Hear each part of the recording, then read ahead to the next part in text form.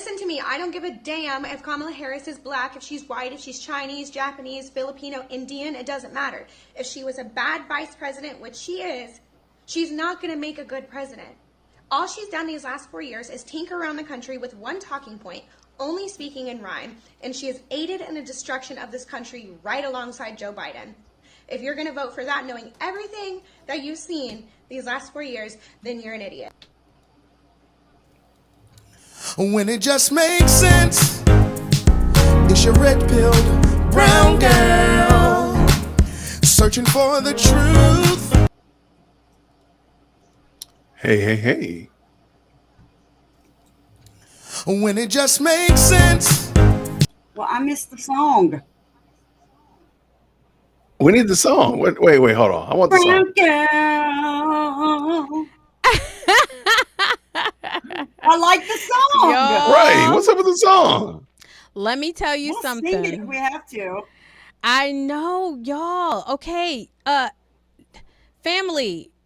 Like Red Pill Brown Girl. RPG. BG. Let me tell you, something is going on with my stuff. Here we go. Let's run it. When it just makes sense, it's your red-pilled brown girl searching for the truth. It's your red-pilled brown girl. When it just makes sense, it's your red-pilled brown girl. And get into the truth. It's your red-pilled. There we go. All right, that was a little better. I'll let you have that. That's what's up. Good to see y'all. Love How's it it. going? And she's frozen. That's okay. No, she's back. She's back. It ain't playing. It ain't playing. I'm sorry. I'm trying. It's okay. But every It's time all I good. play it, it goes. This is real life. This is real life. This is what really happens. I know. Family, we getting ready to watch Camilla. Kamala the cosplaying. Don't look at President. me like that. Look, you look at me with such disappointment, Jason. No, what are you talking about? I'm fine with it. It's real. No disappointment whatsoever. No, he's the last one to look at somebody. With I said, okay. I be calling that How girl. things- I be calling how that girl things work. Camilla. If she wanna be black, she better get used. If she wanna be black, she better get used to people messing up her name. Black folks mess up people's names. No, I'm sorry. At this stage of the game, she's better than 12 years old, right? I mean, Yo, it shouldn't oh my be. God. We should not be in a space where you're like, oh my gosh, they're mispronouncing my name. Come on, let's stop that. Let's stop it. Just let it go. Same thing with Fawny here in Atlanta. Just calm down. Take it down a square and get over it. Move. You're big enough to step past that. So You're just so be an adult. mature. I know, you so be an adult. mature. Yeah, just be mature. Like, okay, fine. You mispronounced it. You know what? If somebody mispronounced Jason, then I'm just gonna take it like, whatever, man. I'm 50 years old. I don't care about that. They don't teach phonics in school anymore anyway. So it is what it is. Bye. Don't switch it out. No, funny, they are mispronouncing her name on purpose. But black Okay. folks do not know how to say Kamala. They don't. But let's stop pretending. It's not black folk. People don't know how to pronounce Kamala. That's true. Like it's not a this one's an equal opportunity offender. Nobody knows how to pronounce it correctly. Don't switch it out. Just stop it. Vivek know how to pronounce it. But let's be honest. Did y'all know how to spell Vivek before these people started jumping on your head? Because Know how to spell you what? mispronounced it. I mispronounced it. I did a show mispronouncing that thing. And let me tell you, all of the comments in there, how to spell it. I mean, people were questioning whether or not I was a Christian because I couldn't pronounce his name correctly. I'm like, y'all need to calm down. Take it down a notch. Take it down. Calm down. Who are we talking about? Vivek. Oh, yeah. Okay. Yeah, all right. Do not call that man Vivek. I literally messed it up. Yeah. So anyway. That's too funny. Y'all, we're not being insensitive. We are excited. Okay, so like the Red Pill Brown Girl family, we are introducing Mandy. Miss Woo. Mandy. Oh my gosh, she's here. And the legend, Jason Whitaker from Dear Woke Christian are joining us, and we're going to sit here and we're going to watch this girl flip all over this stage because I don't know. What are your thoughts? First of all, let me introduce them. Let them introduce themselves. Ladies first. Mandy, go ahead and introduce yourself. Hey, I'm Miss Mandy, and I don't know. Do you want me to tell them? Oh gosh, full screen. I Okay. know. Big screen. And I'm helping out Red Pill Brown Girl a little bit, and I have a small channel, Miss Mandy Reacts. If you want to check me out, I do true crime stuff. But yeah, that's me. Nice to meet you. Hi. She's so cool, y'all. Let me tell you. Jason. All right. So I'm Jason from Dear Woke Christian. Grace and peace, everybody. You saw the thumbnail, you saw the title, so you know what we're about to do tonight. I like to talk about social and political commentary from a Christian male perspective. Been talking a lot about court case. Not sure what happened. Did I do that? Jason, what happened? see, he said court cases, and the internet said, no, we done with court cases. That's how they be doing. The internet judged him because he's black. Black? No, he is a black male conservative, and that is their worst nightmare. Okay. See, even the internet said, nope, you out. Hold on. Let me make sure I'm doing this correctly. Y'all, be patient with me, y'all. This is real. I don't know how that happened. Okay. Miss Mandy, I'm sorry. Can you hear me still? Yeah, I can hear you. Okay, that's fine. Everybody, this is her first stream, having people up on stream. I know, So y'all. this is real life, guys. This is how it really goes. I know. I don't know what happened. But that's why we went live early, so it's all good.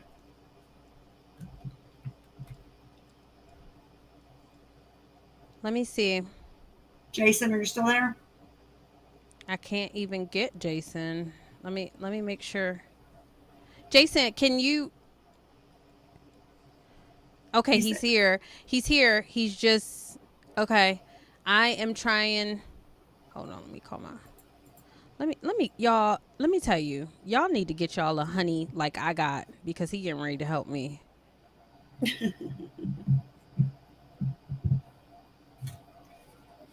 Y'all need a hubby like me.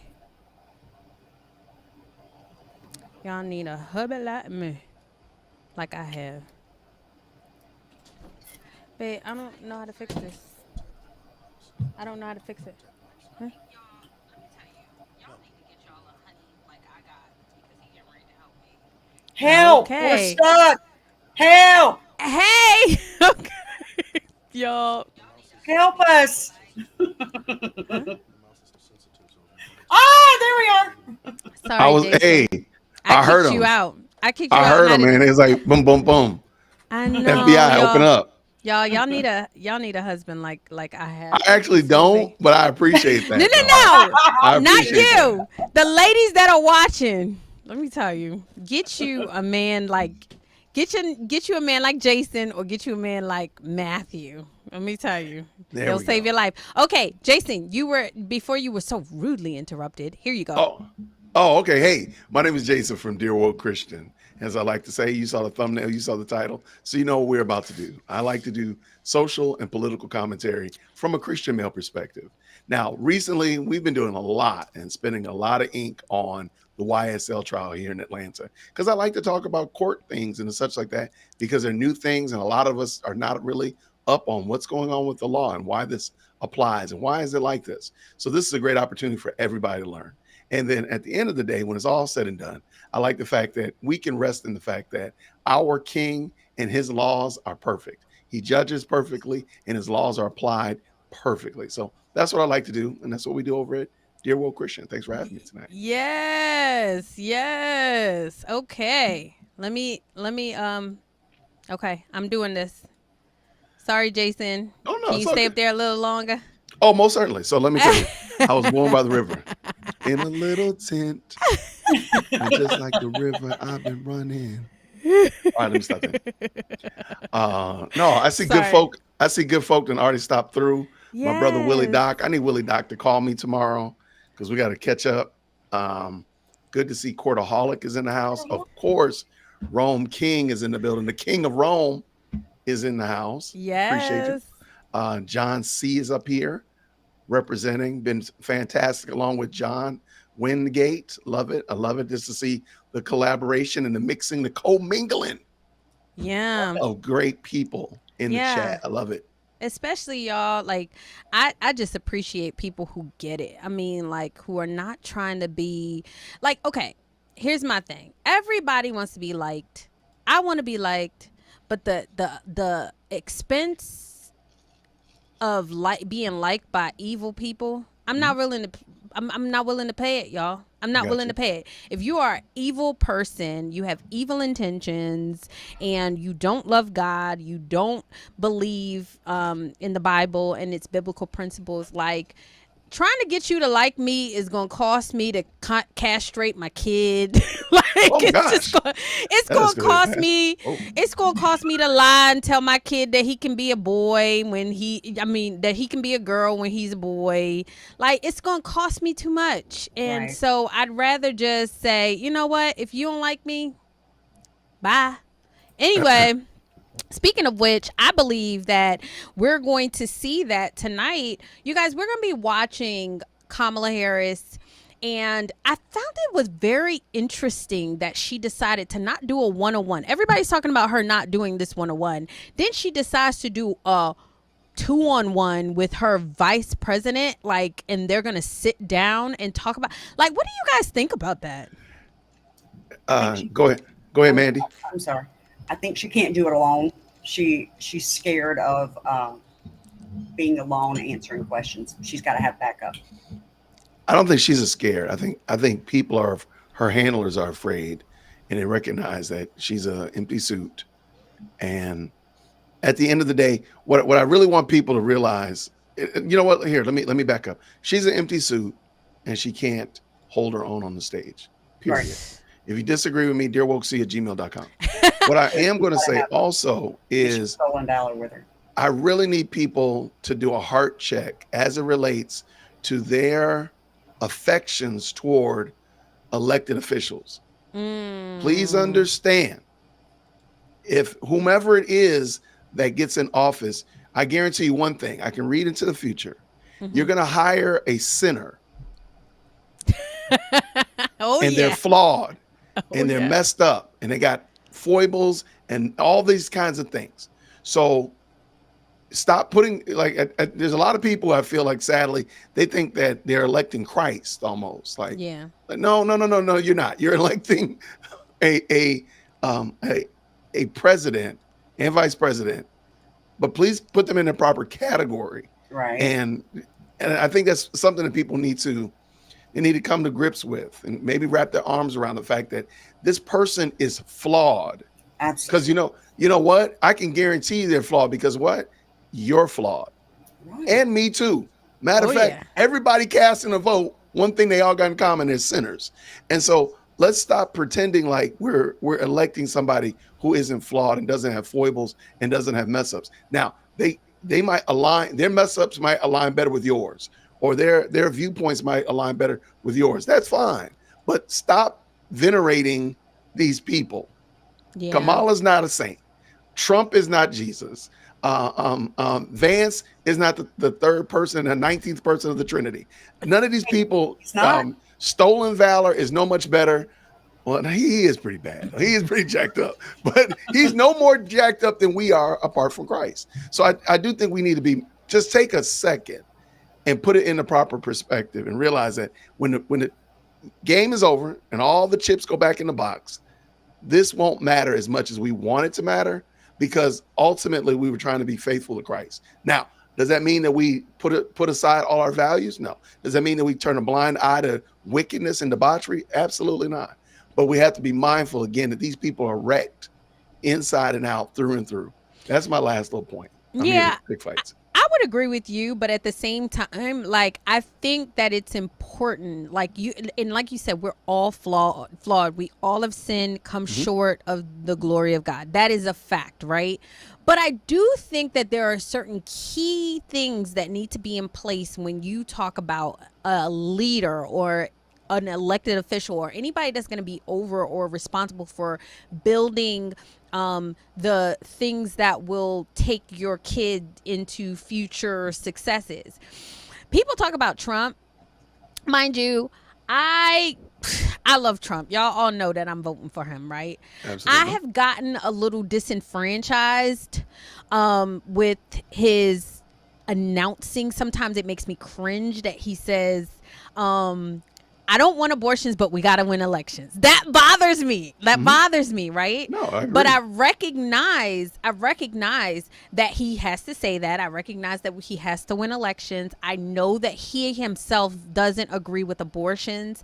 I'm really upset that conservatives or even Republicans are forced to go along with this whole abortion thing. But at the same time, he has not done a policy that promotes the things that are against the Bible. That's the truth.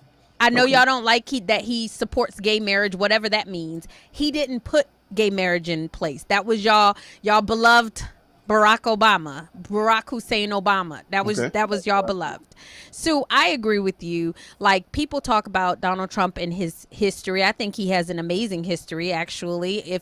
If y'all don't like the fact that he was divorced, then y'all wouldn't like a lot of people, because I'm divorced. Hello. Same. Thanks. Y'all don't like the fact that he, went through infidelity. A lot of people have gone through infidelity. But as far as a life well lived, I don't know a single person that has lived, who's run for office in a long time, that has lived such an impeccable life as President Trump. I got you, and I don't disagree. So no, Okay. I'm gonna leave it like that. There's no argument, no problem with me at all.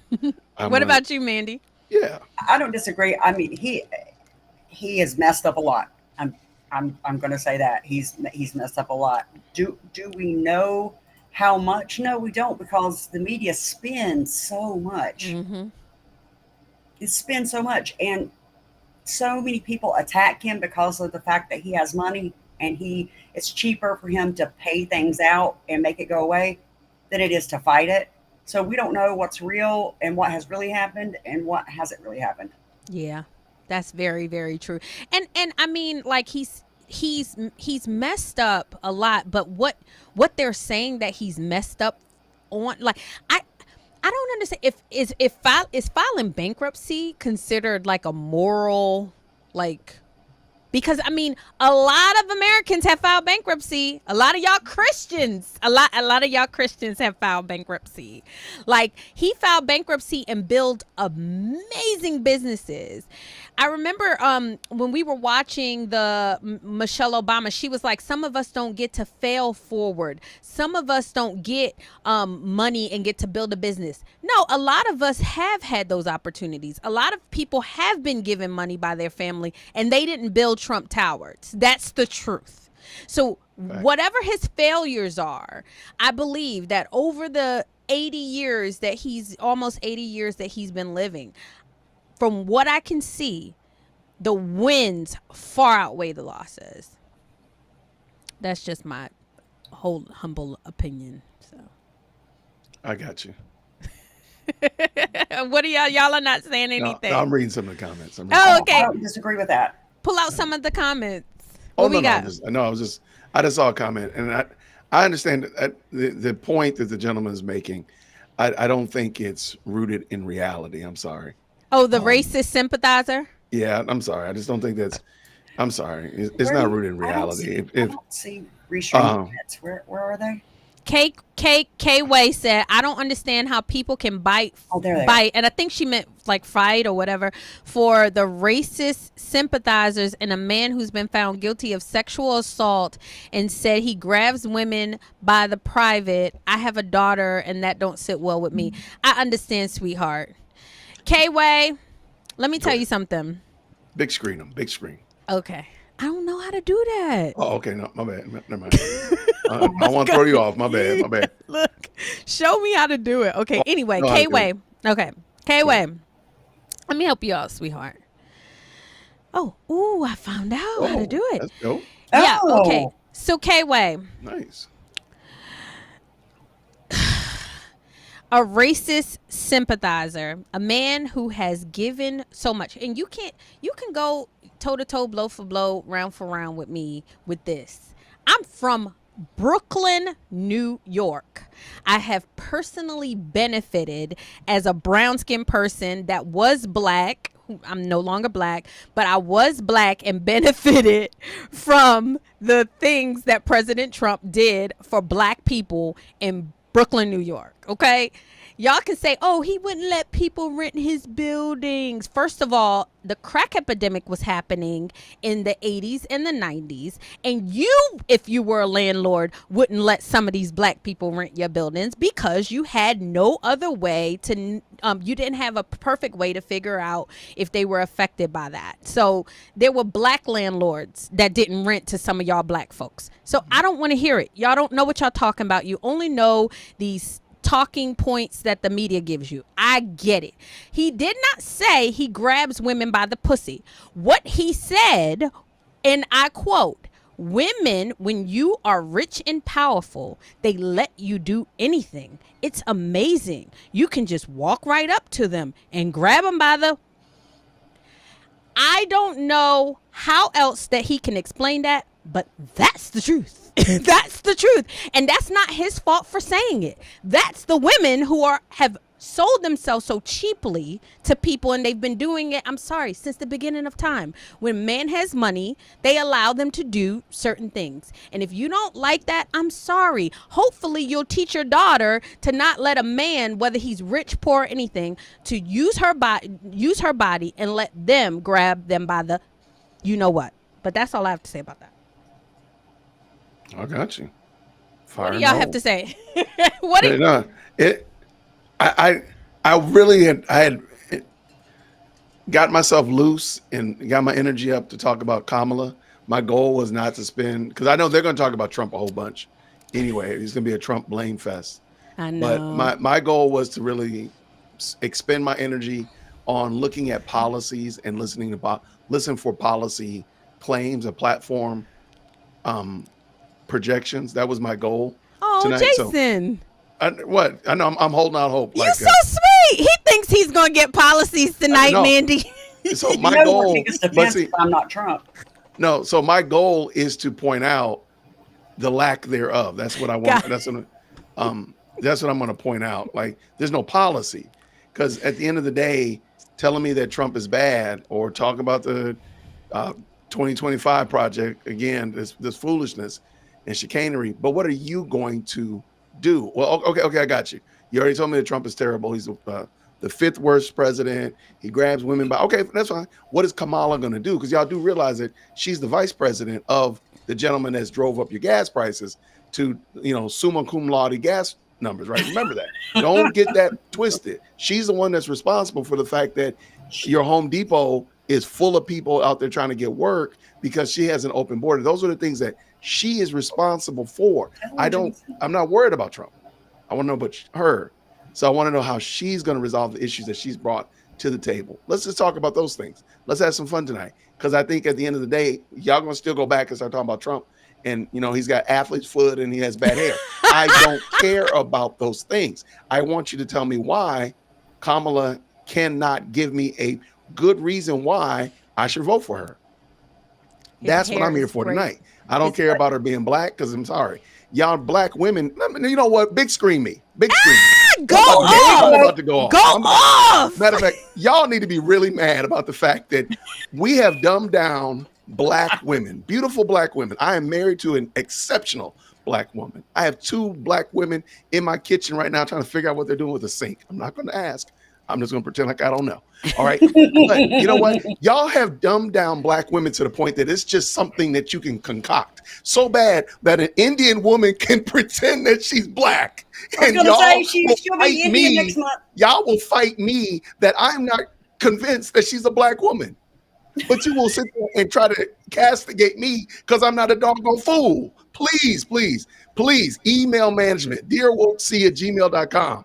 Please email me because I really want all that smoke, all that burnt curry that you can get. Please bring it this way. That Please. is so all of the Mississippi masala here in Marietta. Big scream me. Don't take me back. Something is. He ain't done. He ain't done. Big scream me. DearWolfC@gmail.com. Because I'm not a fool and you're not either. But the thing is, they're believing and they want you to buy into a lie and sit there and say, oh, she's a black woman. She's not. Stop playing. But it doesn't matter. See, you're making it. You're moving the goalposts. I don't care if she's a black woman or not. Y'all do. And since she's not, and I'm going to go ahead and say it out loud and tell you what the truth is, you're getting your feelings. But then you want to talk about Trump's policies, but you won't talk about hers. Please, please, please, please miss me with all the foolishness, okay? All right. I think my coffee's wearing off, so I'll go ahead and get it back to the audience. There you go. He ain't never lied, y'all. He ain't never lied. I mean, if I was black, I would be pissed off, too. Here, I'm going to drop my email in the chat. Just in case you got a question, comment, concern, you're mad about the things that I said, please email management. This is so great. Mandy, what do you have to say? I would say that she is currently at the store buying raisins to put in the potato salad. Come on. Because she knows she ain't black. If she is, the first is the day after tomorrow, and she'll be Indian again. But it's whatever benefits her. Yep. And the fact that she uses race like that is offensive as a Native American woman. Yep. Let me also just say something else. Kudos to Crystal because she learned how to do big screen. Hey. And look, I said big screen, and all of a sudden I was big screen. Like, how did that happen? Yeah. She learned how to do it real quick. Y'all, I'm learning on the fly. Let me tell you, this is OJT. Well, hey, you did a great job. You crushed it. No, I agree that like Kamala, and y'all, I didn't like her when she was running for president, like in 2020. Mm-hmm. Something is off about her, y'all, and I want to like her. I do, because she is what I thought at one point in time was admirable. She's educated. She's well accomplished. You know, she's a brown skinned girl. She went to a HBCU. She, pledged AKA. Don't you get me started. Yeah, no, I really, really, really wanted to like her. But I love what that girl said when I showed in the beginning is a terrible VP is not going to make a good president. She's been horrible. Like let's just keep it real, y'all. She has been gone. First of all, you can't see her, you can't talk to her, anything. All of a sudden, they just made her this rock star overnight. It's like the joy. You remember Hope and Change? Yeah. Yo, I remember crying. Hope and change. Hope and change. I was hoping I could find some change. I was hoping to find some change under my car seat. I know. I'm paying these, economy. We're trying to find some change. Right. I need some academic probation gas prices. Then I can have some change. I wasn't even thinking. I'm telling you. So I know how people feel. Like, I was just so mesmerized at Barack Obama. But my thing is that was the first time that happened, y'all. So I got an excuse, like, because that was the first time we saw somebody cool, and he was young, and he was hip, and he'd be running down the stairs, and he'd be running up the stairs, and he was just, oh my God, we would just stare at him like this. Now it's old, y'all. We done seen what Barack Obama. Oh, I never supported him anyway. But Barack did nothing, y'all. And so now they're doing the whole thing. The joy. She's so energetic. The campaign is electrifying. And they're doing it. I'm like, yo, bro. Stop the foolishness, as the kids say. Stop the cap. Like, it's cap. It's cap. I mean, let's be honest. She never won a presidential primary. She has not. Never. She has placed. She's right. Ordained. Yeah. That's y'all, it. Just stop. I'm looking to see if they're going live yet. They haven't started going live. So it's 9:01. Maybe she is black if she Girl, I knew you was gonna say. I knew you was about to say that. I knew it. I You knew did it. not. I You knew did it. not. I had a feeling you were about to say she's on CP time. Well, hold on. Jason is never late, y'all. So I don't know, what does that say about you, Jason? I don't like being late. It bothers me. So It really does. If I came late, it would have been. I just wasn't gonna come. You'd have been like, oh, I would have texted you and be like, hey, change that thumbnail. 'Cause I'm just What like, Rome gonna put in the chat, and she washes her greens in the bathtub. man. ew, yes. Oh my God. Yeah, unfortunately, like she y'all, but at the same time, like it's pretty honorable to be as dumb as she is up in the position that she is. Y'all, she's not smart. I had somebody look at me because you know, y'all already know I'm not trying to get YouTube mad at me, but I had some concerns about the 81 million. Okay, I had some concerns. I got. We had some concerns. Well, no, just because remember, don't forget, they had all the amoebas in the ocean were voting. That's how they got the 81 million. And I think they got a couple of stardust, the spirits, a couple of the spirits stardust out in the and the space, spirits. they voted. Yep, the That's spirits. how they got it. And yep. now you're good. Some people rose before the time. Jesus was supposed to raise them up, but they rose up and voted. So I had some question about 81 million. I was talking to somebody, and I said, I know that they are bringing this hype around her and like get it electrifying and all that because they are going to try to convince us that she got 100 million votes. They are going to convince us that she got 100 million votes. And guess what this person said to me, y'all? I promise to God. Well, she probably could, Crystal. Because they're buying into the lie. They're buying into the lie. So let me make sure I got it right. Let's use Barack Obama.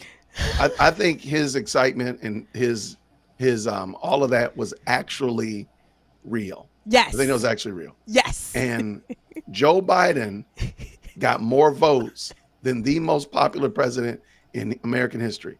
And you're going to want me to believe, this is what you're trying to convince me to believe, that the woman who never won a presidential primary has been no accomplishments ever is going to be the most successful, the most popular president ever, above Biden and above Obama. Okay. I just want to make sure I know what I'm supposed to believe, on November 6th. Prayerfully, we won't have that happen, but at least I know what the rules are. Okay. Hey, carry on.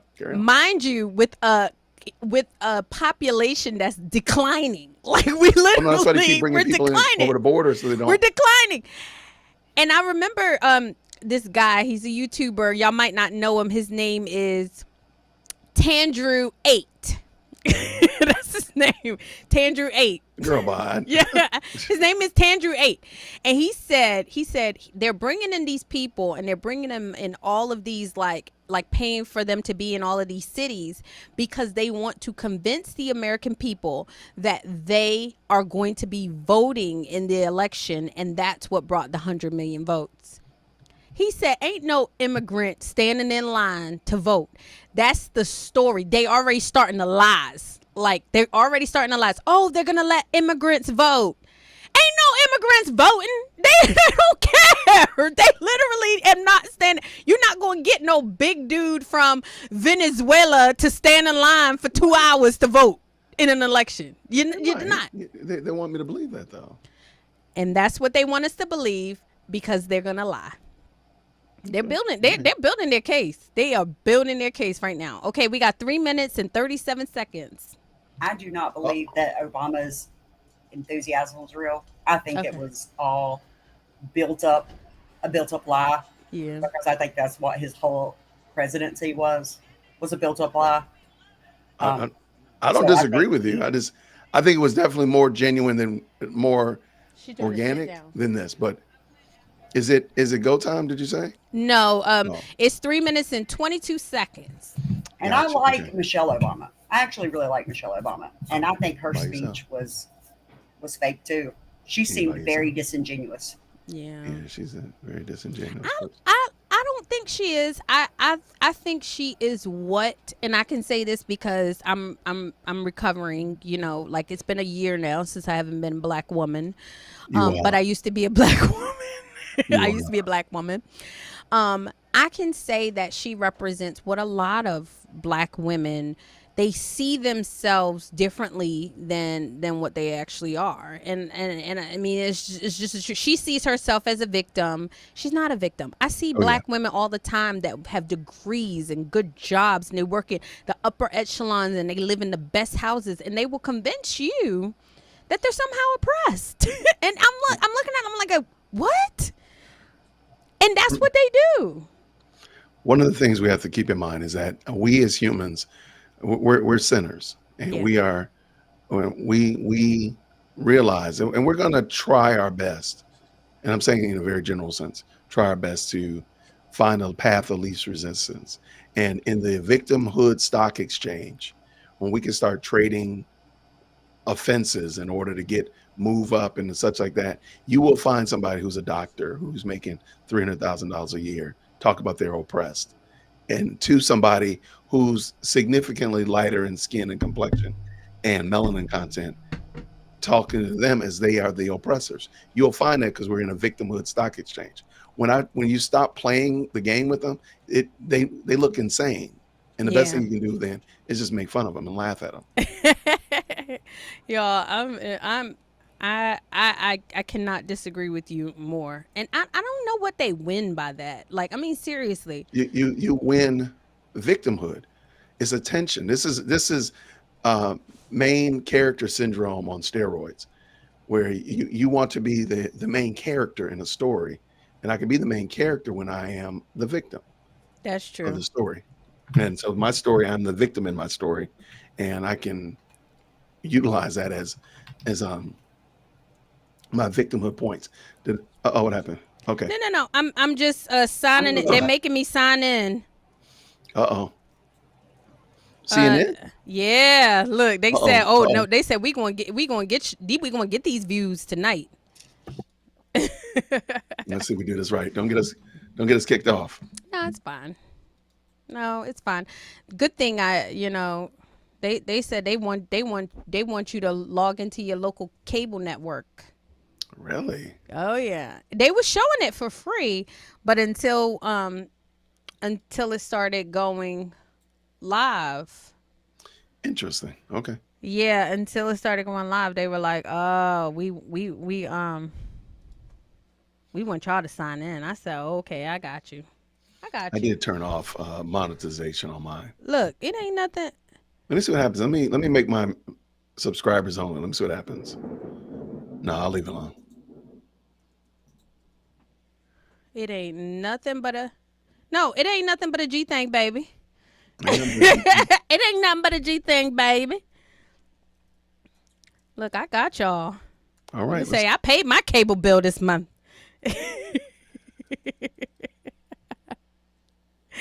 Look, you ain't saying not my word. I don't know, K-Way. You might. I don't know how one is a victim if they're saying they're not a victim, I guess. Okay.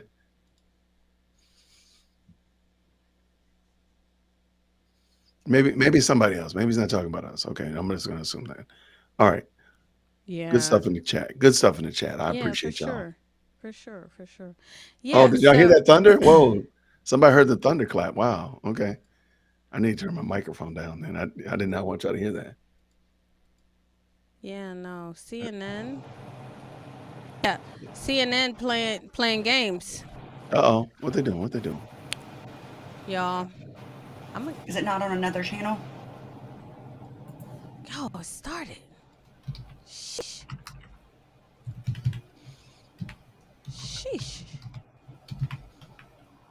Here we go. Is it only on CNN? Yeah, it's only on CNN, but it's okay. I'm getting it. It's coming.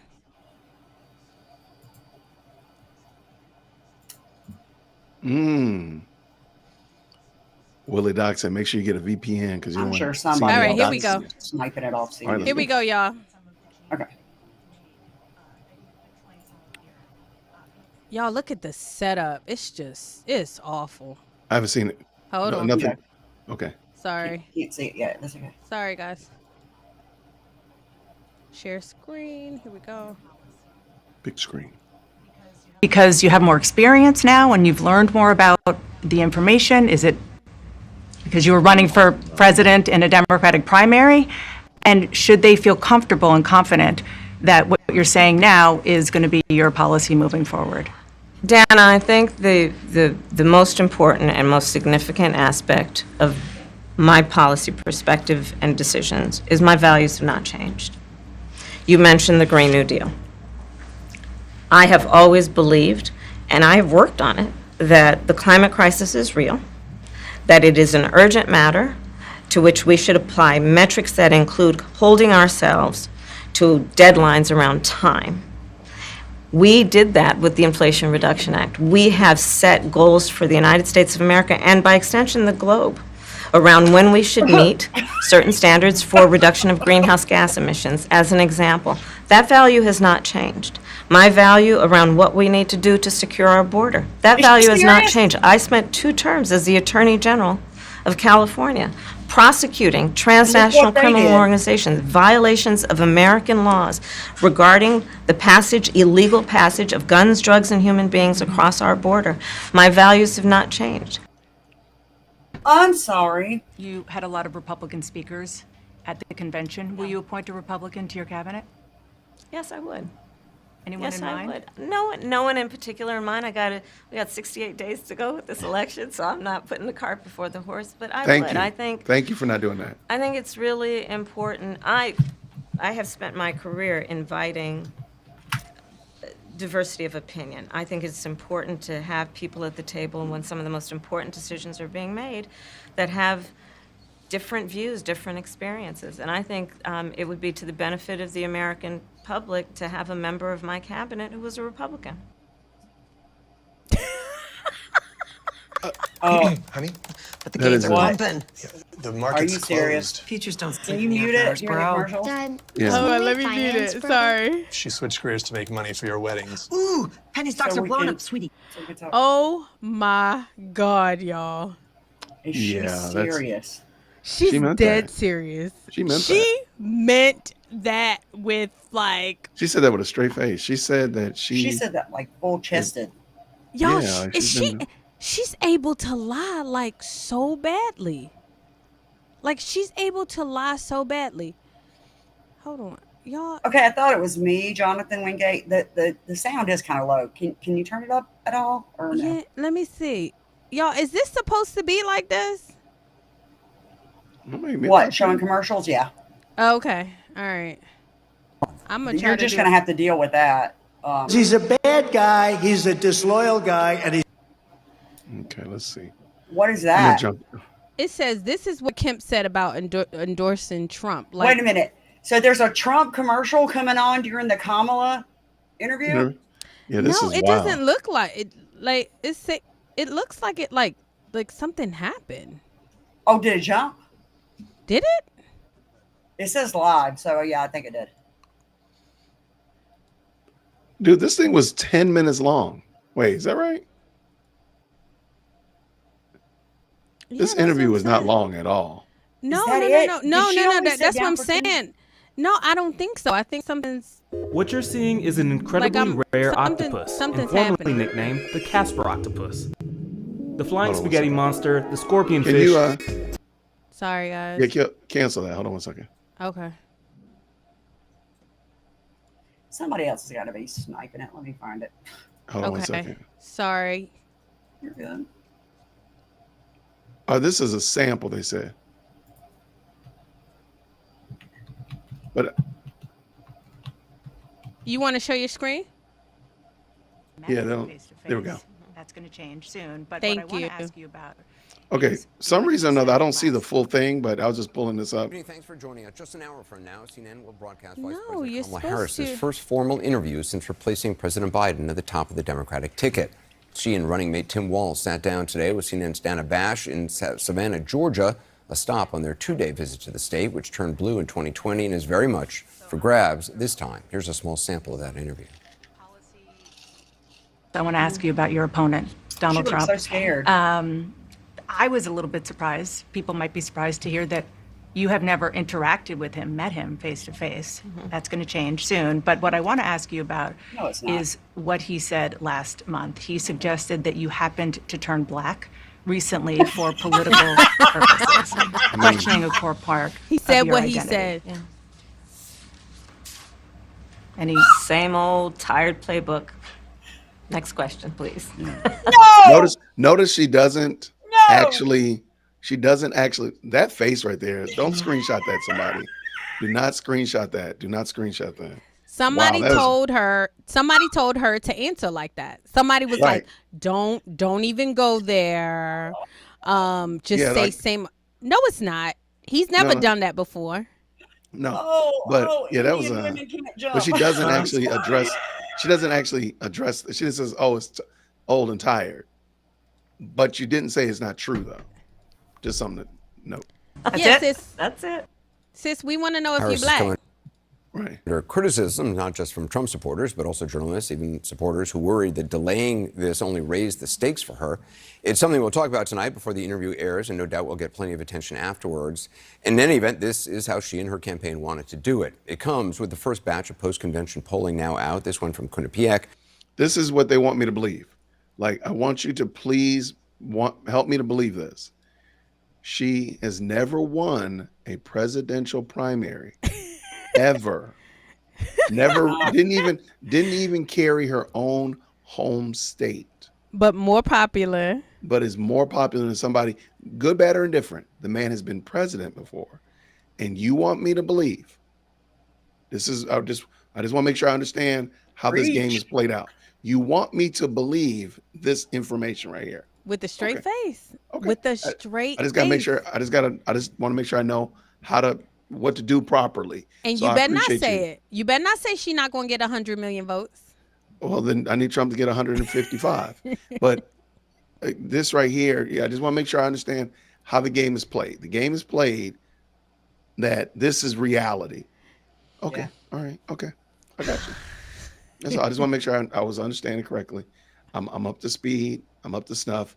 I'm writing my notes on what am I supposed to believe. That's it. I'm ready to go. I'm ready. Got it. Showing her at 49% among likely voters and Donald Trump at 47%. That's a national poll within the poll's margin of error, meaning no clear I'm sorry. Can leader. you pause it for a second? From the Wall Street Journal shows this. Please say something. I believe these are false facts. Fake news. Fake news. I don't believe these polls that they're putting out. I think they're putting these out because they think that the American people want to vote for the popular person. Yeah. I'm serious. I really think that they're putting these polls out for that reason, because they think the younger people want to vote for the popular person. That is fair. That is correct. Yeah, I actually agree that. Or if they just so happen to add a couple of ballots in the mailbox, you won't ask anything because you would be thinking, you'll be thinking, oh my gosh, she's so popular. You know what I mean? Like, because she's so popular. Yeah. Okay. Hey, I just want to make sure I understood correctly. My great grandma's name's going to end up on a ballot somewhere. She's been dead for 45 years. She's voted several times. She has, yeah. 2 for 1 special. 2 for 1 voting special. You're wild. You wild. Let's finish this up. Let's go. The same nationally, a slight Harris lead, but within the margin of error. As for the former president, he's appearing at a town hall tonight in Wisconsin.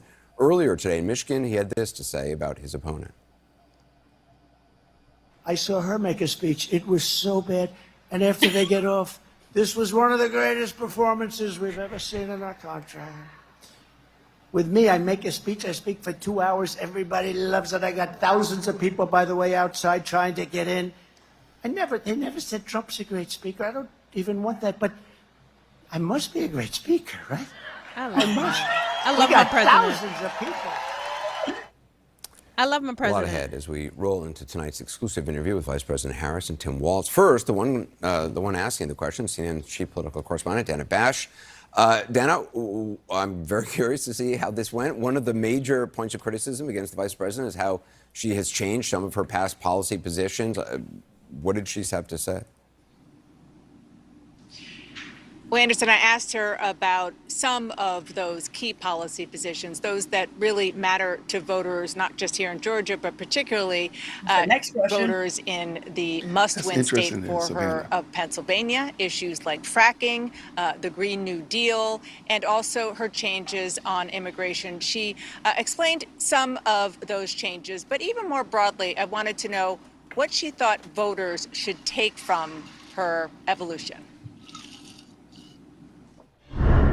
Generally speaking, how should voters look at some of the changes that you've made, that you've explained some of here in your policy? Is it because you have more experience now and you've learned more about the information? Is it because you were running for president in a Democratic primary? And should they feel comfortable and confident that what you're saying now is going to be your policy moving forward?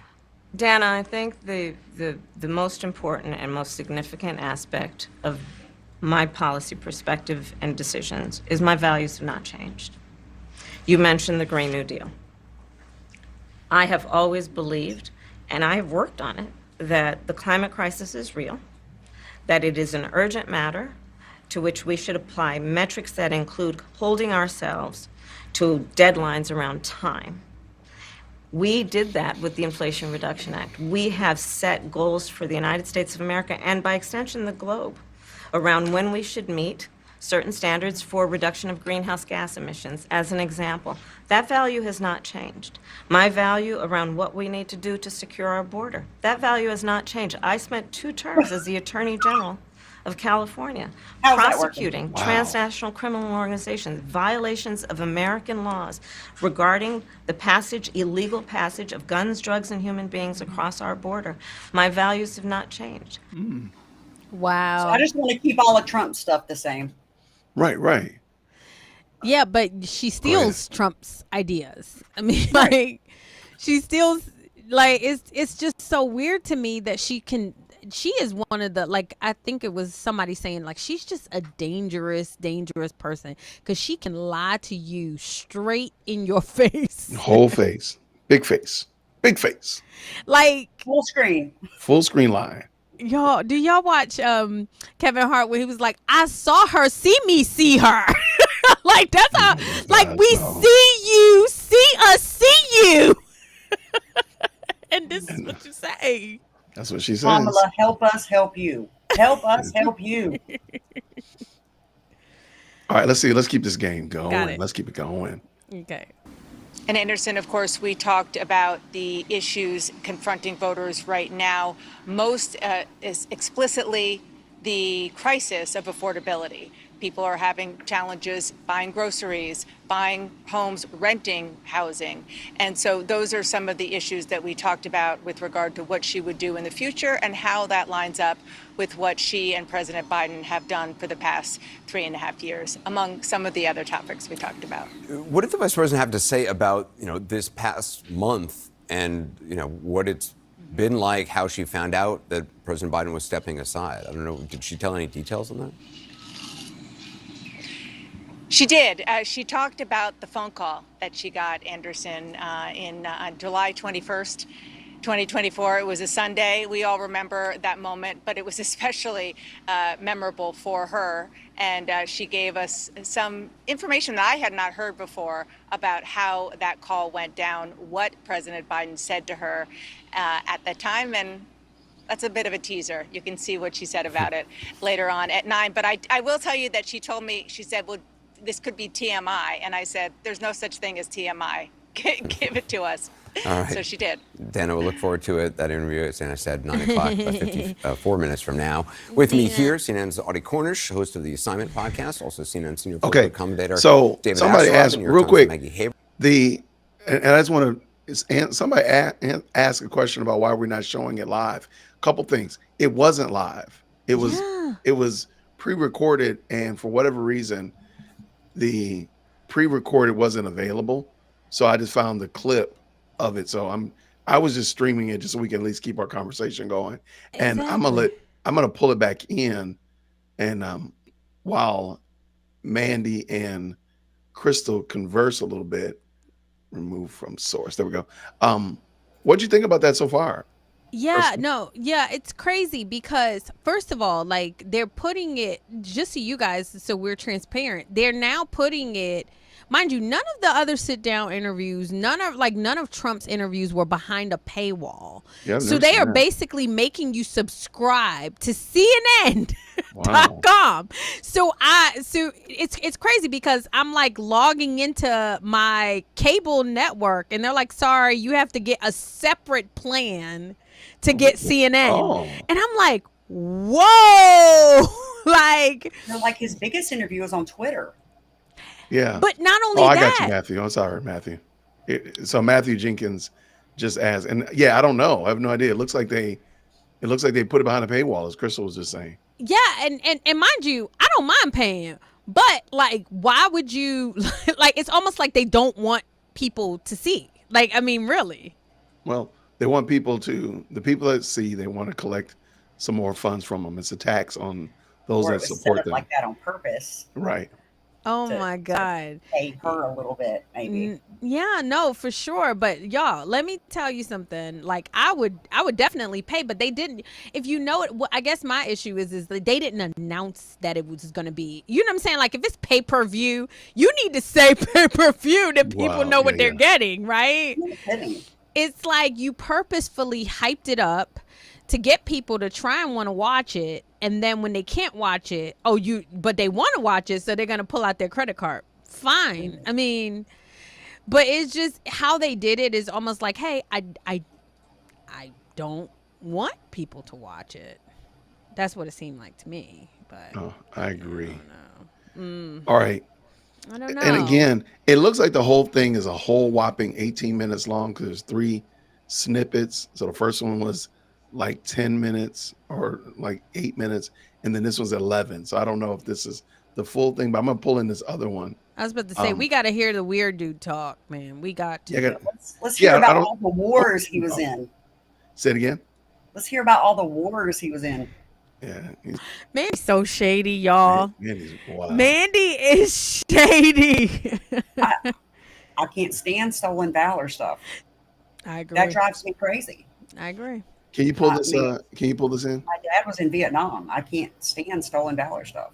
Yeah. Can you do it? Yeah. Sorry. Here you go. Okay, there we go. Sorry. Let's big screen. All right, let's go. Everybody can see. Let's go. And breaking news. Let's get right to the breaking news. On CNN's exclusive interview with Kamala Harris and Tim Walz, we're rolling out a brand new excerpt right now. CNN anchor and chief political correspondent Dana Bash is joining us live from Savannah, Georgia, where she sat down with Vice President Harris and Governor Walz a short while ago. CNN Dana, so what stood out to you much about Harris's answers? Hi, Alex. Well, we talked about a range of issues, including what is happening here domestically, particularly with the crisis of people not feeling that they can afford basic things, groceries, housing, and also the idea of what is happening abroad. And in addition to that, I asked her about one of the main themes from her convention, which was just last week. And she discussed there the desire to be the president for all Americans. Obviously, that includes not just her party, not just potentially swing voters who vote for her, but Republicans who don't vote for her. Not for unborn children. Oh gosh. No. They can't vote, I guess. So I wanted to know how that would translate into the kind of people that she puts in her administration if she wins. You had a lot of Republican speakers at the convention. Will you appoint a Republican to your cabinet? Yes, I would. Anyone in mind? Yes, I would. No one in particular in mind. We got 68 days to go with this election, so I'm not putting the cart before the horse. But I would. I think it's really important. I have spent my career inviting diversity of opinion. I think it's important to have people at the table when some of the most important decisions are being made that have different views, different experiences. And I think it would be to the benefit of the American public to have a member of my cabinet who was a Republican. Interesting. Y'all. Now, Alex, we have seen go ahead. Hold on. presidents put Republicans in their cabinet. Ray LaHood, who was a Okay, go ahead. I'm sorry. Go ahead. That is just so fun. Like we heard her say that, and it's just like, no, you won't. You're gonna put who your your buyers who Right. bought you, you're gonna put who they told you. Yeah, you're gonna put Liz Cheney. No, you'll put something like that in there, most certainly. I like that, Matthew. Yeah. That was rehearsed. Yeah, it will not be. Yeah. Y'all. I'm kind of interested, but this is interesting to me. Why are they in Savannah? Georgia's This is such a- hot. Georgia's hot right now. No, but I'm saying, like, please understand, Atlanta is the place. I mean, most of Georgia is in Atlanta, in this area at least. And it just seems weird that you'd be in Savannah. Savannah's. I'm not trying to be funny. It's not a hot battleground, if you will. Yeah. I mean, Atlanta is the battleground that we're talking about when you say Georgia's a battleground. So it just seems really odd to me that they're in Savannah. But I mean, and CNN is headquartered here in Atlanta. But wow. All right, let's let it go. Let's let it go. Uh-huh. A Republican congressman from Illinois. He became transportation secretary for George W. Bush. We saw Chuck Hagel, who was a Democratic senator, go into the Bush administration. But the question obviously is if she wins, which is still an if in this neck and neck Thank you, race. Jesus. What is she talking about? Is she talking about somebody like defense secretary or secretary of state, somebody with a very, very important job when it comes to explaining the policies that she has? Or would it be somebody who, not to say that all members of the cabinet aren't important, but maybe has something that is more acceptable to the people who, if she wins, believe that they brought her to the dance? Alex. And then, Dana, on the policy front, you asked Harris as well to explain her change of position, which she has been attacked for on some key issues like fracking. What did she tell you? Yeah, I mean, that is the number one or one of the top attacks on her from Donald Trump and his campaign. They call her a chameleon because she has changed her position on a couple of big issues, particularly since she first ran for president, which was in the 2020 cycle.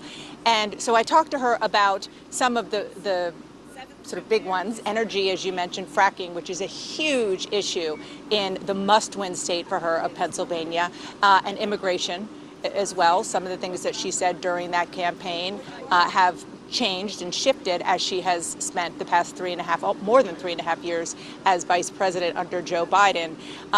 I talked more broadly to her, Alex, about how that should be perceived by voters who want to be sure that if they're going to vote for her, that the policies that she is saying that she would put in place now, if she becomes president, are not going to be changed again. And effectively, her answer was, I might have changed some of the ideas, but the core values of who I am, my core beliefs, have not changed. Yeah, essentially focus on the values. Dana, we've been showing some video of you on Air Force Two with the vice president and with the ticket earlier today.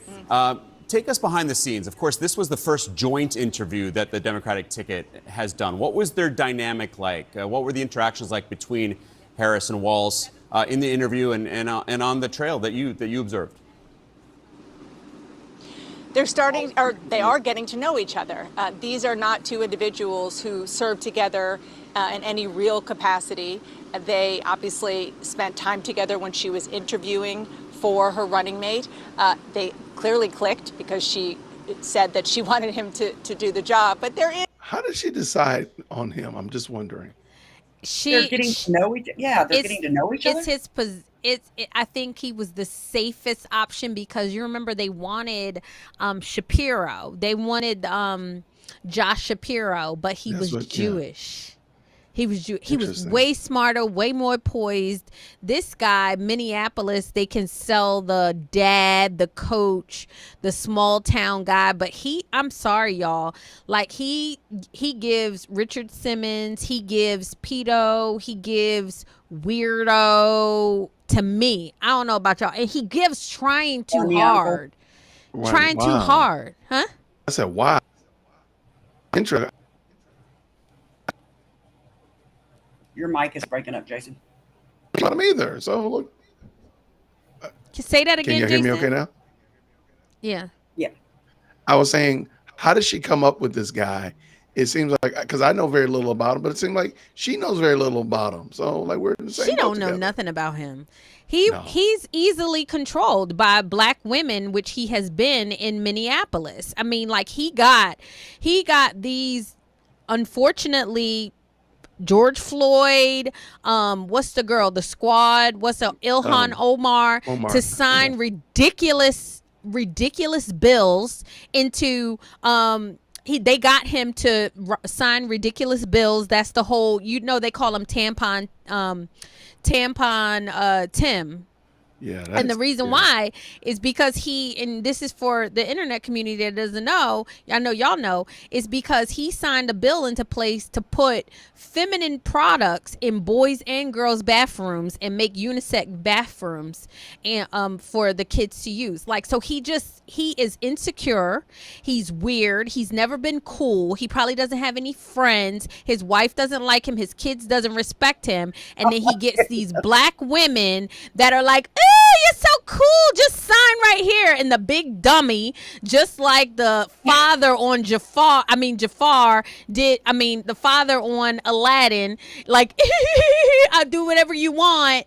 And that is the male figure of today. And that's what they're putting up and plastering everywhere, saying, hey, this is what you want to be like, because he's so non-threatening, he's so welcoming, he's so loving. He's a fool. Do you mind just telling us how you really feel? I really don't think. I feel like you might maybe possibly not have really shared your full-throated feelings about the matter. Don't hold back at all. I mean, yeah, don't hold anything back. Maybe I don't know how to big screen you. There you go, big screen. There you go. Yeah, There you go. I am. Oh, it's too late. Look, I got to do it again. Big screen. No, okay. So they're not making it. Okay, there's a few minutes left in this. Let's let them finish up. Okay. Did you want to add anything, Mandy, or I think she said it all. I don't think there's anything left to say. It's the truth. Let's go. Did I mention little bit of that he barely made it through basic training? Barely. Because if I didn't, let me put that out there. There we go. Okay, I'm good. Okay. No, I appreciate it. Let's get it going. Let's go. New relationship vibe, since vibe is the word of the summer, going on between the two of them. But they clearly have a good connection, and that was obvious not just in the interview today, Alex, but I was with them on the trail here in Georgia. They're on a bus tour, and in and around Savannah, watching them interact with students in high school and also with voters at a local barbecue shop. And certainly a bus tour will put a new relationship to the test. Dana, I know that this is going to be a wide-ranging interview, hitting on all kinds of domestic and foreign policy issues. Really looking forward to it. So thank you so much for joining us. And you all can see all of Dana's exclusive interview with Kamala Harris and Tim Walz tonight at 9 p.m. Eastern, only here on CNN. Let's talk more about the Harris-Walz interview that Dana just wrapped up with our team of political experts. Thank you all for joining me. Laura Barón-López, I want to start with you.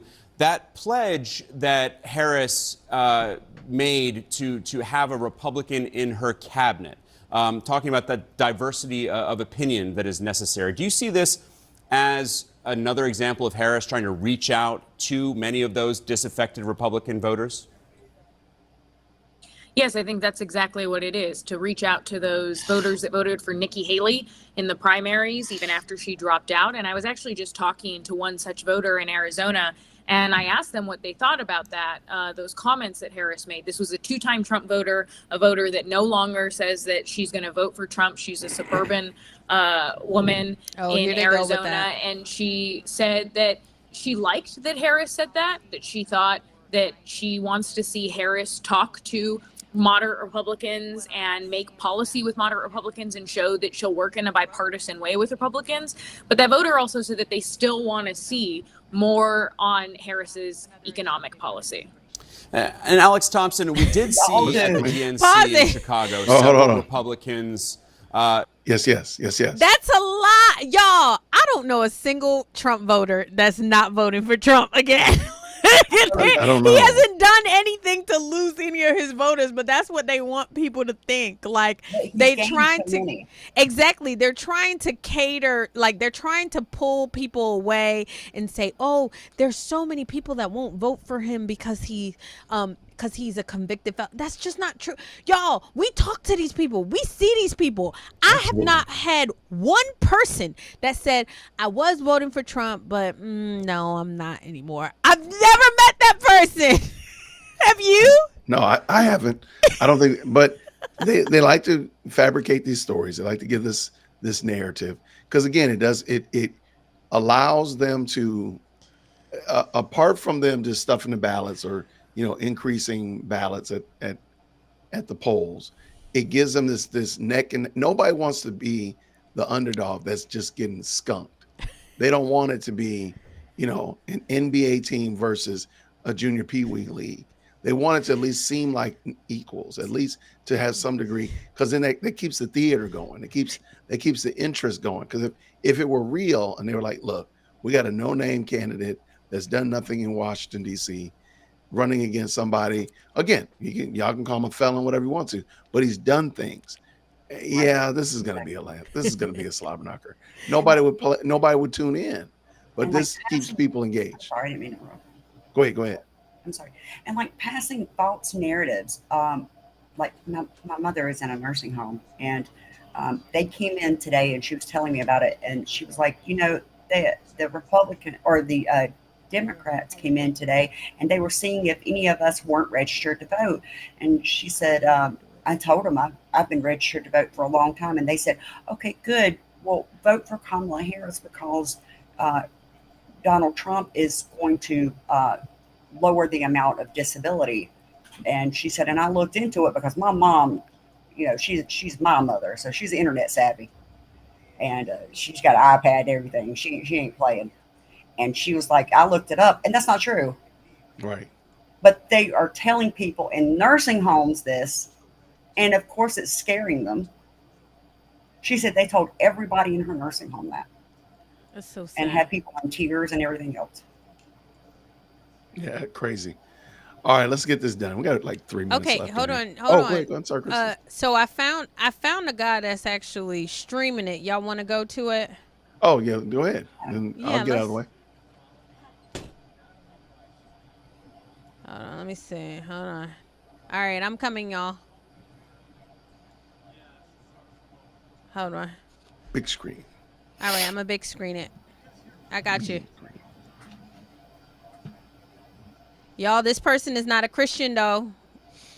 It's not real bad. I hope y'all can watch it because he's not a Christian. Well, I would take that into consideration before I jumped over there. Yeah, hold on one second. Yeah, don't. How bad is it going to be? Because I don't. Yeah. If it's real bad, I'm going to jump off. I don't want to do it. Yeah, it's not. He's cursing and stuff. Oh, it's not necessary. It's not worth it. It's not worth it. Yeah, I agree. Okay, so yeah, I don't see these wonderful policy discussions. You realize that they're only giving you like 2 minutes of her speaking, and then like 8 minutes of them theorizing, hypothesizing, but the actual video is not on the CNN. That's what I said. I don't think that they want, because you remember when they had the debates were like available for the American people. Why are y'all putting this woman behind not even a paywall? Like, you know, like I will pay to see this because I want y'all to see it so we can talk about it. They're putting it behind a subscription wall, so you can't even pull out a credit card and pay. Like, it's just so, it's really, really weird what they're doing, and they're doing it to try and hide her. They're doing it to, like, I don't even think it's about money at this point, y'all. I mean, these people got money. These people got money. I think it's about flim-flamming until the end. I think it's just about just keeping her ambiguous, keeping her, away from an interview. I don't think they're going to actually do that debate, in my opinion. Exactly. I don't think so either. And they're going to pull the parts of the interview that they want you to see. They know you're not going to go. and subscribe to CNN Max, not regular CNN. That's, Oh, that's why. Like, okay, I'm like, why am I? It's Man, odd. wow. Yeah, that's wild. Right? Amethyst Angel said it was extremely brief and heavily edited. So that's, I mean, we've already seen that a couple times in the little clips that we've watched. Yeah. Man, that stinks, man. Because I was kind of interested in watching it.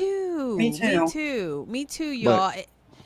And it Go ahead. says, okay, so it said, yeah, like you have to, I'm sorry, y'all can go ahead, but I'm going to read to y'all what it says at like what you can watch it on. And I'm like in this day, in like even, you remember Tucker's like Vladimir Putin interview was not even behind the paywall. Like, you know what I'm saying? Yeah, Like, it's weird. This is weird. This is really weird, y'all. I'm sorry. I'm a little frustrated. Amethyst said that Benny Johnson commented on his brevity, and he doesn't curse. We were just trying to watch the whole thing, and without stopping. Yeah, without stopping. But yeah, it says, in addition, the interview would air on CNN International, CNN en Espanol, and CNN Max. It will be available for pay TV subscribers at CNN.com. So then when you go on here and you try to pay to see it, wow, you can't get it. It's They weird, y'all. They don't want your money. They don't want your money. They just want to tell you what to do with your money.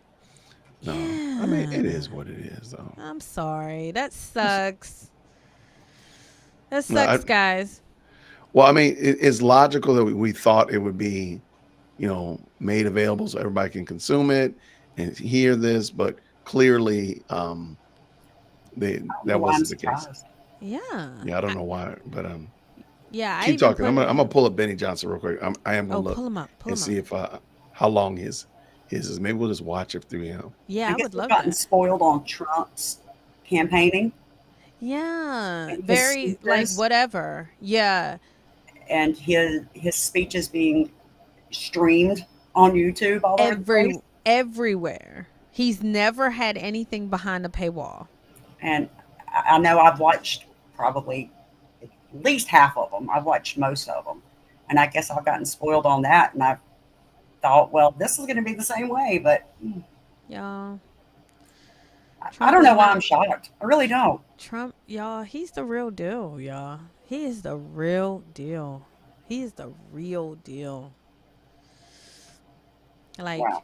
yeah, no, I'm just shocked that, like, usually we're really resourceful. I would like to say between the three of us, we would be able to find it somewhere. Yeah. I've looked everywhere. It's online. I'm telling you, I can find it. Yeah. And I'm finding clips 2, 3, 4, even 5, 6 minutes here or there, but not the whole thing. Yeah, because they don't want you to watch it. I bet people are uploading it and they're ripping it down. I bet that's what's happening. Facts. So maybe it's a good thing that we didn't, because if we had tried to probably watch the whole thing, it would have gotten taken down. Maybe. All right, so Benny Johnson has it, and yeah, it's every bit. It's a little bit longer, it looks like, or maybe he's stopping and going. No, it looks like Can I share? it does. Yeah, hold on a second. Here, I'll show you the link in the chat, in the private chat. Then you can pull it up on the screen. Okay. All right. There you go, right there. Don't you just love Benny? I love Benny Johnson. I don't watch him a whole lot, but okay. So if no, you he's jump dope. to, and once you get it, if you jump to literally 45 minutes is when it starts. Okay. So that'll make it. All right. I'm to making you it. as well. We have plenty of CNN All right, special y'all got it? coverage Y'all ahead. see I want it? to go to my friend and colleague Abby Phillip, who is standing by with some of So the if you best scroll up political 45 minds in to the 45 business. minutes. Abby? We have them all here, Dana.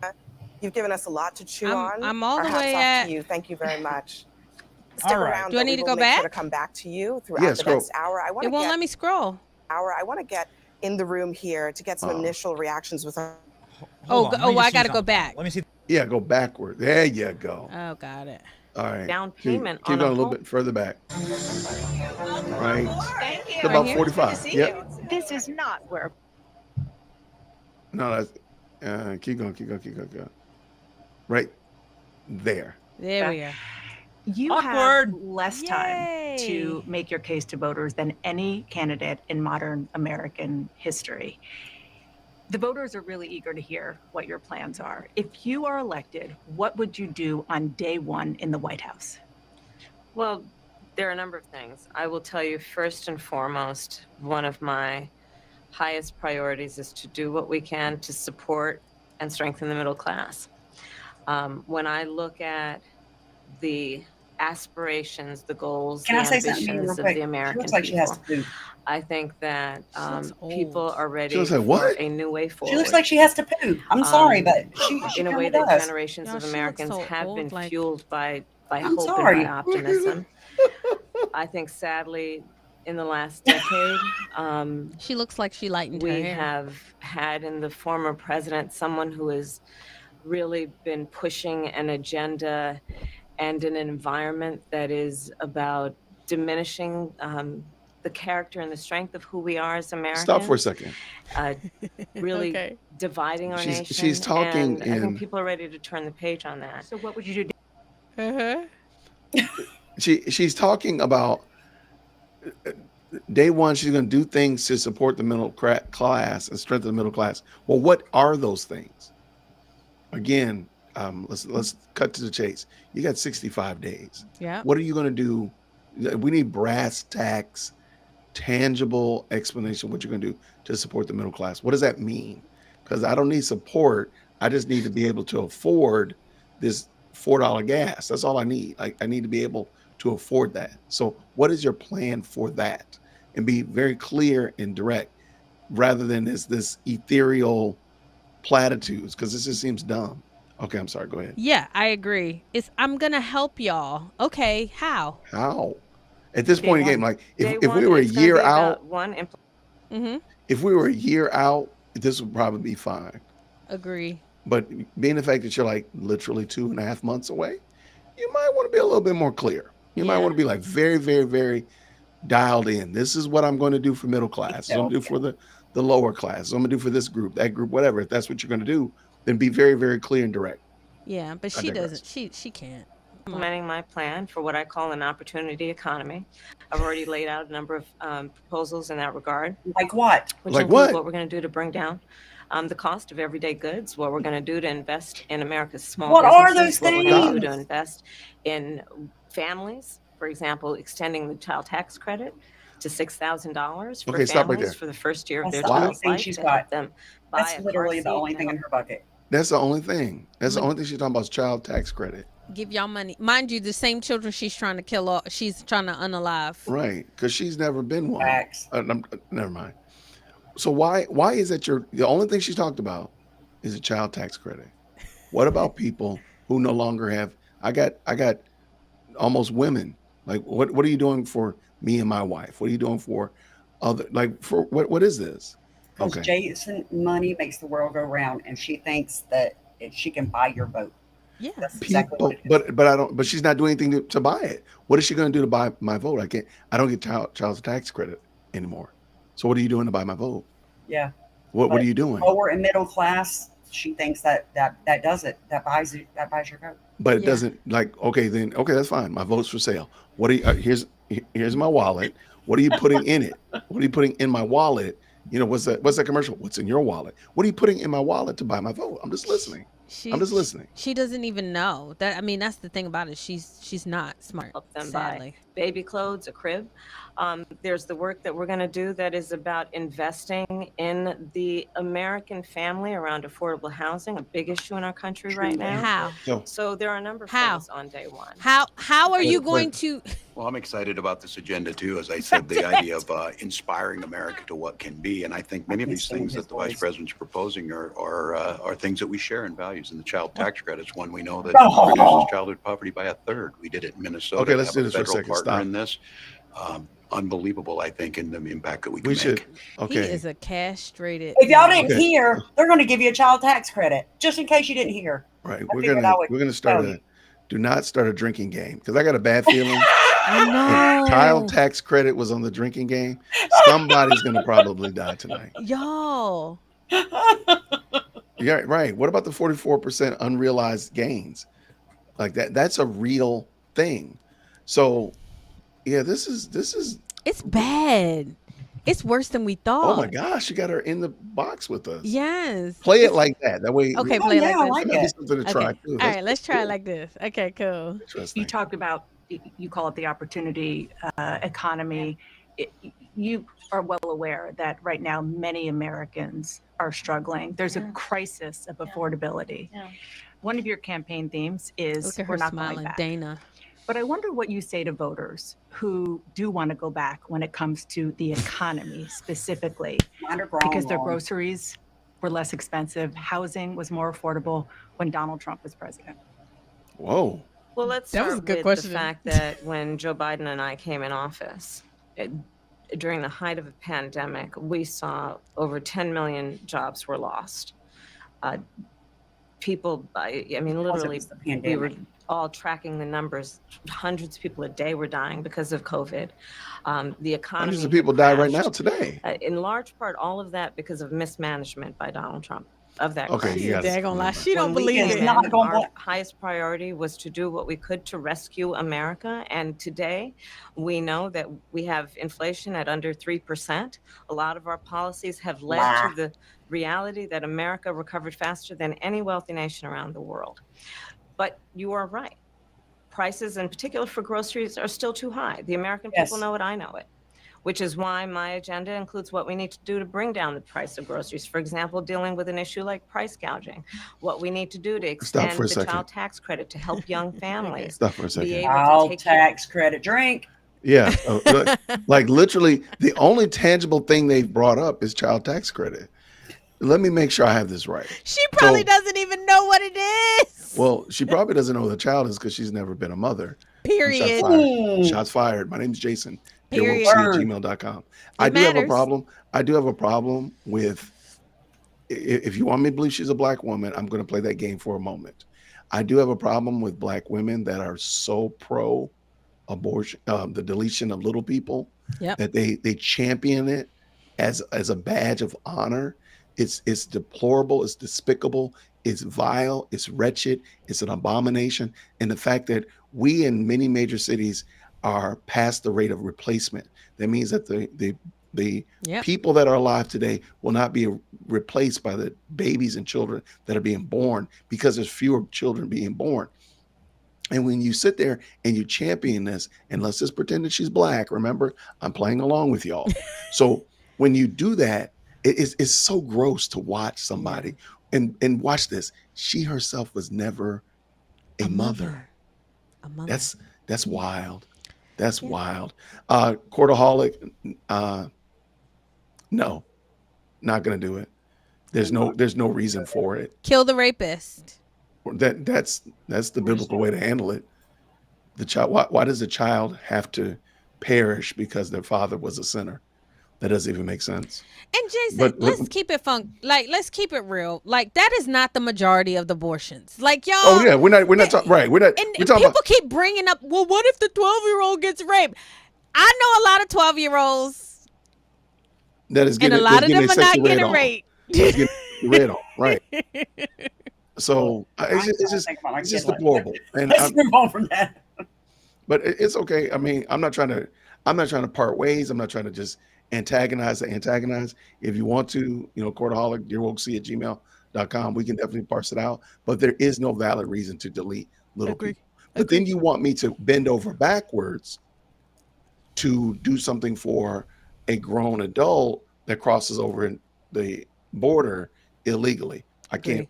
But you will not do for the least of us. So you gotta use equal weights and measures, and we can't hold some moral high ground and say that we are a morally superior nation. But oh yeah, by the way, we vacuum all of our little people out and munch them up like hamburger meat. We can't do that. We're not morally superior. Yeah. We deserve an extra side of a supersized asteroid with a side of plague number 5 and 7 on the side. We deserve that. We deserve to go ahead and start investing in millstones, and we should. Yep. We should go ahead. That's all. Yep. Because what God does to an entire nation when innocent blood is shed, we should all be offended. Care of their children in their most formative years. What we need to do to bring down the cost of housing.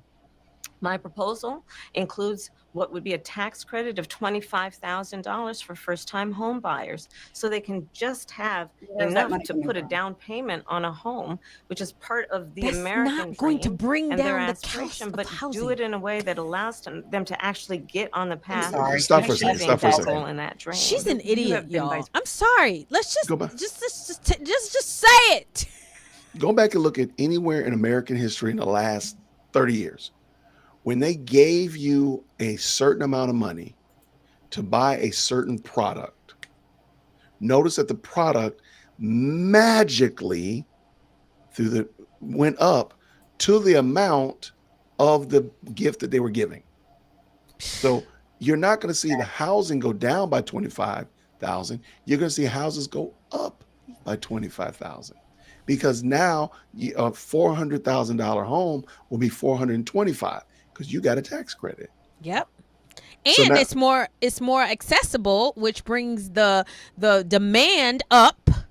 Drives the demand up, which is going to drive the cost up. It's basic economics. When people have when you give everybody the $25,000, everybody's competing with that $25,000 and to the highest bidder. And there you go. So yeah, this is just a really bad idiot. thought process. And she can be exactly intellectually vacuous as possible, but we the people we don't have an excuse. Yeah. We are listening to somebody in 4K who understands who's understands this the same as I understand nuclear physics. Let's stop playing, okay? Let's stop it. And we're about to give her the she's highest. saying the price of bread is price gouging. That is the most ridiculous thing. But see, it dumbs down the issue and it takes the onus off. Please understand the very last thing. Notice also she calls it the Affordability Act. Not any so who would be against Jason is against the Affordability Act. See, so they call it something so that the anti or being against it seems very, very crazy. Like, oh, I'm against the Affordability Act. But Jason, what's wrong with you? hey, So look, mean. there y'all go. All right, let's go. Let's get it done. She's an idiot, y'all. Sorry. President for 3.5 years. Yeah. The steps that you're talking about now, why haven't you done them already? Well, first of all, we had to recover as an economy, and we have done that. I'm very proud of the work that we have done that Took has us brought 3.5 years. inflation down to less than 3%. The work that we have done to cap the cost of insulin at $35 a month for seniors. That's Donald all they Trump got. said he was going to do a number of things, including allowing There Medicare is to more negotiate than drug one prices. Never happened. prescription out Can we there. stop did for a it. second? So now, Sis, as answer I the travel, question, sis. Will you stop? Sis, answer the question, sis.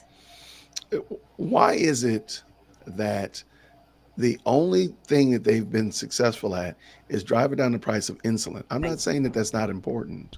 I'm not saying that insulin doesn't need to be competitive, but you would think the only thing going around here is people needing insulin. There's no other needs in the world. But even more than that, why not allow? Because this is, again, she's the main character. The government is the main character of this narrative. And they're not putting us in a position where you can be in control of your own situation. No, we have done this for you versus let me get out of the way and allow you to do for yourself, AKA, let me make your insurance more competitive. Let me allow more opportunities for ranchers to bring food and farmers bring food to market, all those kind of things like that will drive down the price of goods and allow you to be able to do more. Nope. You want to drive down the cost of insulin, idiot, VP Kamala Harris?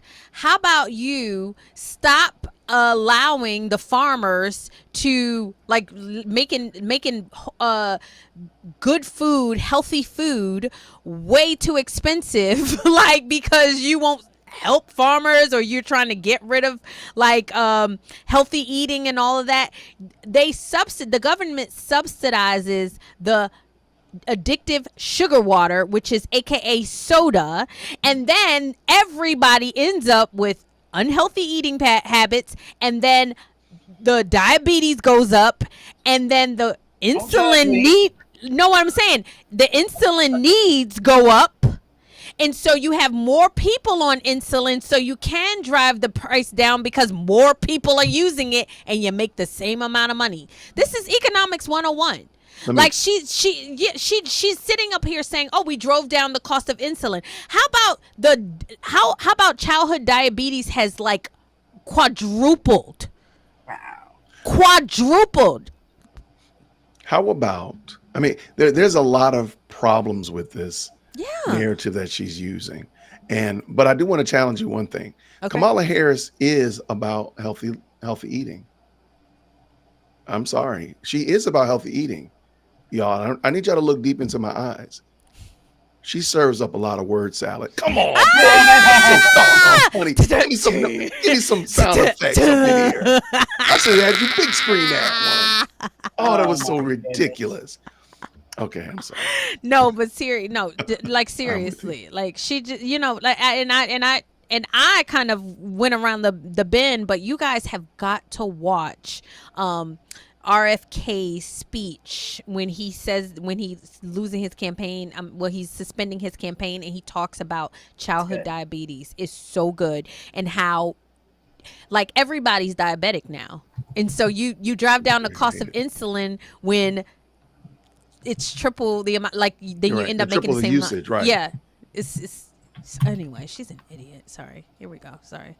State of Georgia and around our country, the number of seniors that have benefited. I was in Nevada recently, a grandmother who showed me her receipts, and before we capped the cost of insulin for seniors at $35 a month, she was paying hundreds of dollars, up to thousands of dollars a month for her insulin. She's not doing that anymore. You maintain Bidenomics is a success. I maintain that when we do the work of bringing down prescription medication for the American people, including capping the cost of the annual cost of prescription medication for seniors at $2,000, when we do what we did in the first year of being in office to extend the child tax credit so that we cut child poverty in America. Child tax credit. One more time, y'all. When we do what we have done to invest in the American people and bringing manufacturing back to the United States so that we created over 800,000 new manufacturing jobs, bringing business back to America, what we have done to improve the supply chain so we're not relying on foreign governments to supply American families with their basic needs, I'll say that that's good work. There's more to do. That's good work. I want to get some clarity on where you stand on some key policy issues. Energy is a big one. Can we stop for a hot second? I know. Did you see how Dana didn't even challenge her? She's just allowed to just talk. Every single time Donald Trump gets interviewed by these people, they're like interrupting him, saying what he's saying is a lie. She's able to spew out those freaking lies like seamlessly. Let me ask you a question. Have y'all noticed so far Tim Walz hasn't said anything? He's a castrated male. He's been told to let her seem strong. You're supporting her. He's supporting staff for sure because he's not saying anything. No. Castrated. Okay, continue. Go ahead. Like he didn't say anything with them tampons in them boys' bathrooms. Yeah, he lies about his military service. He don't need to talk. Congress, you supported the Green New Deal. And in 2019, you said, quote, "There is no question I'm in favor of banning fracking." Fracking, as you know, is a pretty big issue, particularly in your must-win state of Pennsylvania. Sure. Do you still want to ban fracking? No, and I made that clear on the debate stage in 2020, that I would not ban fracking. As vice president, I did not ban fracking. As president, I will not ban fracking. Oh, I thought she couldn't do anything as vice president. In 2019, I believe, in a town hall, you said you were asked, would you commit to implementing a federal ban on fracking on your first day in office? And you said, there's no question I'm in favor of banning fracking. So yes. So it changed in that campaign? In 2020, I made very clear where I stand. We are in 2024, and I've not changed that position, nor will I going forward. I kept my word, and I will keep my word. What made you change that position at the time? Well, let's be clear. My values have not changed. I believe it is very important that we take seriously what we must do to guard against what is a clear crisis in terms of the climate. And to do that, we can do what we have accomplished thus far. The Inflation Reduction Act, what we have done to invest, by my calculation, over probably $1 trillion over the next 10 years, investing in a clean energy economy. What we've already done, creating over 300,000 new clean energy jobs. That tells me, from my experience as Doing vice what? president, we can do it without banning fracking. In fact, Dana, excuse me, I cast the tie-breaking vote Reading cue cards. that actually increased leases for fracking as vice president. So I'm very clear about where I stand. And was there some policy or scientific data that you saw that you said, oh, okay, I get it now? What I have seen is that we can grow and we can increase a thriving clean energy economy without banning fracking. Another issue, big one, is immigration. As vice president, you were tasked Yes. with addressing the root causes very of migration in southern countries and northern part of Central America. The northern part of Central America that affects the southern border of the U.S. During the Biden-Harris administration, there were record numbers of illegal border crossings. Why did the Biden-Harris administration wait 3.5 years to implement sweeping asylum restrictions? Well, first of all, the root causes work that I did as vice president, that I was asked to do by the president, has actually resulted in a number of benefits, including historic investments by American businesses in that region. Is she going to answer the her number question? of immigrants coming from that region has actually reduced since we began that work. But I will say this, that Joe Biden and I and our administration worked with members of the United States Congress on an immigration issue that is very significant to the American people and to our security, which is the border. And the Republicans. And through bipartisan work, including some of the most conservative members of the United States Congress, a bill was crafted, which we supported, which I support. And Donald Trump got word of this bill that would have contributed to securing our border. And because he believes that it would not have helped him politically, he told his folks in Congress, don't put it forward. He killed the bill. A border security bill Y'all that about would killing have stuff, put ain't you? 1,500 more agents on the border. And let me tell you something, the border Child tax Patrol credit. endorsed the bill. And I'm sure in large part because they knew they were working around the clock, and 1,500 more agents would help them. That bill would have allowed us to increase seizures of fentanyl. Ask any community in America that has been Could you stop devastated for by a second? fentanyl, what passing that Could you bill stop would this for a have done second? to address. She's lying, y'all. Like, So you let can't me- do anything with somebody's just lying. So let me make sure I have this right. So she's talking about when Donald Trump was president, and she No, was no, in no. the no, because Oh. she said that she was Donald Trump asked his who is she talking about? Go ahead. No, maybe I'm she's just talking about the recent pork bill that they put up that was supposed to secure the border, and it was done by the Senate, and it got killed in Congress because the Republicans held the Congress. Got it. Okay. And she's saying that the Republicans met with Donald Trump, and Donald Trump said, don't sign this bill because it wouldn't help him in office, which is not true. Donald Trump specifically said a bad border deal is worse than a no border deal. And there's actually a few people that break it down, but that border deal was, first of all, a pork deal, and the Congress made a promise. That's why they got rid of your boy the other day, is because they kept doing all these pork deals, and the Congress promised the American people that voted for them that they would do single issue bills, meaning if you want a border bill, it has to only have border issues in it. This border bill that the Senate came up with had money for Ukraine, had a way for immigrants to come across the border, and they wouldn't enact policies if it was more than 5. They would only enact policies to stop the border migration if it was more than 5,000 people a day. Right. It was a crappy deal. And so Donald Trump met with them and said, I'm telling you, this is an awful deal, and if you sign this deal, it's going to put me in a position where if I do win office, I have to deal with it, right? Yeah, for sure. And so she's just lying. She's just lying. She's saying, oh, Donald Trump killed it because it was going to hurt him in office. The border deal was crap. It had everything except closing the border in it. I got you. No, I appreciate it. Get it, girl. Go on. Sorry. Finish this up. Sorry. I'm just so passionate about Their it. concern and a pain that they've experienced. So you would push that legislation again. I just want to Not ask only about push it, I will make sure that it comes to my desk and I would sign it. just one other question about You- something that you Look, he said mad in because it's a 2019 lie. when you first ran. There was a debate. You raised your hand when asked whether or not the border should be decriminalized. Do you still believe that? I believe there should be consequence. We have laws that have to be followed and enforced that address and deal with people who cross our border illegally, and there should be consequence. And let's be clear, in this race, I'm the only person who has prosecuted transnational criminal organizations who traffic in guns, drugs, and human beings. I'm the only person in this race who actually served a border state as Attorney General to enforce our laws, and I would enforce our laws as president going forward. I recognize the problem. Pretty much sends a Generally bus to the speaking, border now. And how should voters look at some of the Sorry. changes? She has a policy that she enacted in California to decriminalize illegal immigration. To decriminalize it. Absolutely.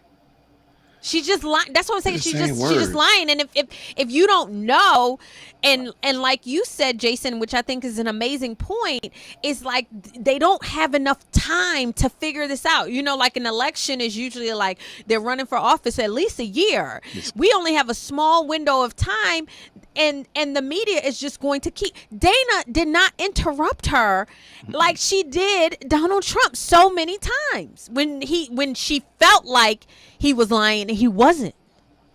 she is saying the same 10 sentences over and over in a circle, I like that. rewording them Yeah. and spinning them. But she's saying the same thing The 10 lies. over and over. That's what you did there. that you've made, that you've explained some of here in your policy. Is it because you have more experience now and you've learned more about the information? Is it because you were running for president in a Democratic primary? And should they feel comfortable and confident that what you're saying now is going to be your policy moving forward? Dana, I think the most important and most significant aspect of my policy perspective and decisions is my values have not changed. You mentioned the Green New Deal. That's what you want us to believe. Okay. I have always That's believed, the problem. and I have worked on it, that the climate crisis is real, that it is an urgent matter to which we should apply metrics that include holding ourselves to deadlines around time. We did that with the Inflation Reduction Act. We have set goals for the United States of America and by extension the globe around when we should meet certain standards for reduction of greenhouse gas emissions, as an example. That value has not changed. My value around what we need to do to secure our border, that value has not changed. I spent 2 terms as the Attorney General of California prosecuting transnational criminal organizations, Say it again. violations of American Say it laws again. regarding Child tax credit. illegal passage of guns, drugs, and human beings across our border. My values have not changed. So that is the reality of it. And 4 years of being vice president, I'll tell you, one of the accomplished aspects nothing. to your point is traveling the country extensively. I mean, I'm here in Georgia. I think somebody told me 17 times since I've been vice Travel the president country in Georgia extensively, alone. except the border. How many times have you been to I the believe border? it is important to build consensus, and it is important to find a common place of understanding of where we can actually solve problems. On that note, you had a lot of Republican speakers at the convention. Will you appoint a Republican to your cabinet? Yes, I would.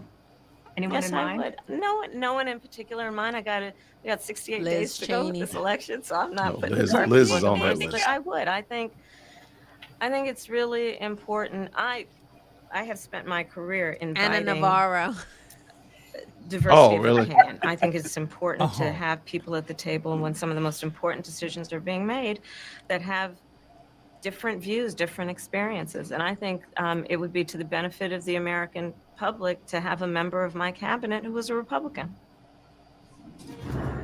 That was just the start of our wide-ranging conversation, and we have some never-before-shared details about the phone call that changed everything between President Joe Biden and Vice President Kamala Harris. Y'all, this is awful. I'm just curious, staying on President Biden, when he called you and said he was pulling out of the race, what was that like? And did he offer to endorse you right away, or did you ask for it?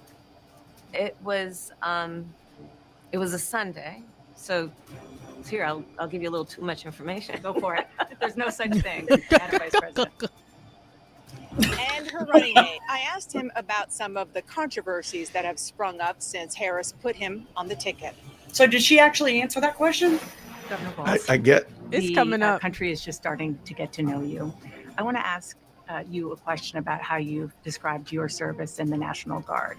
Oh, You yeah, said please. that you carried weapons in war, but you have never deployed actually in a war zone. A campaign official said that you misspoke. Did you?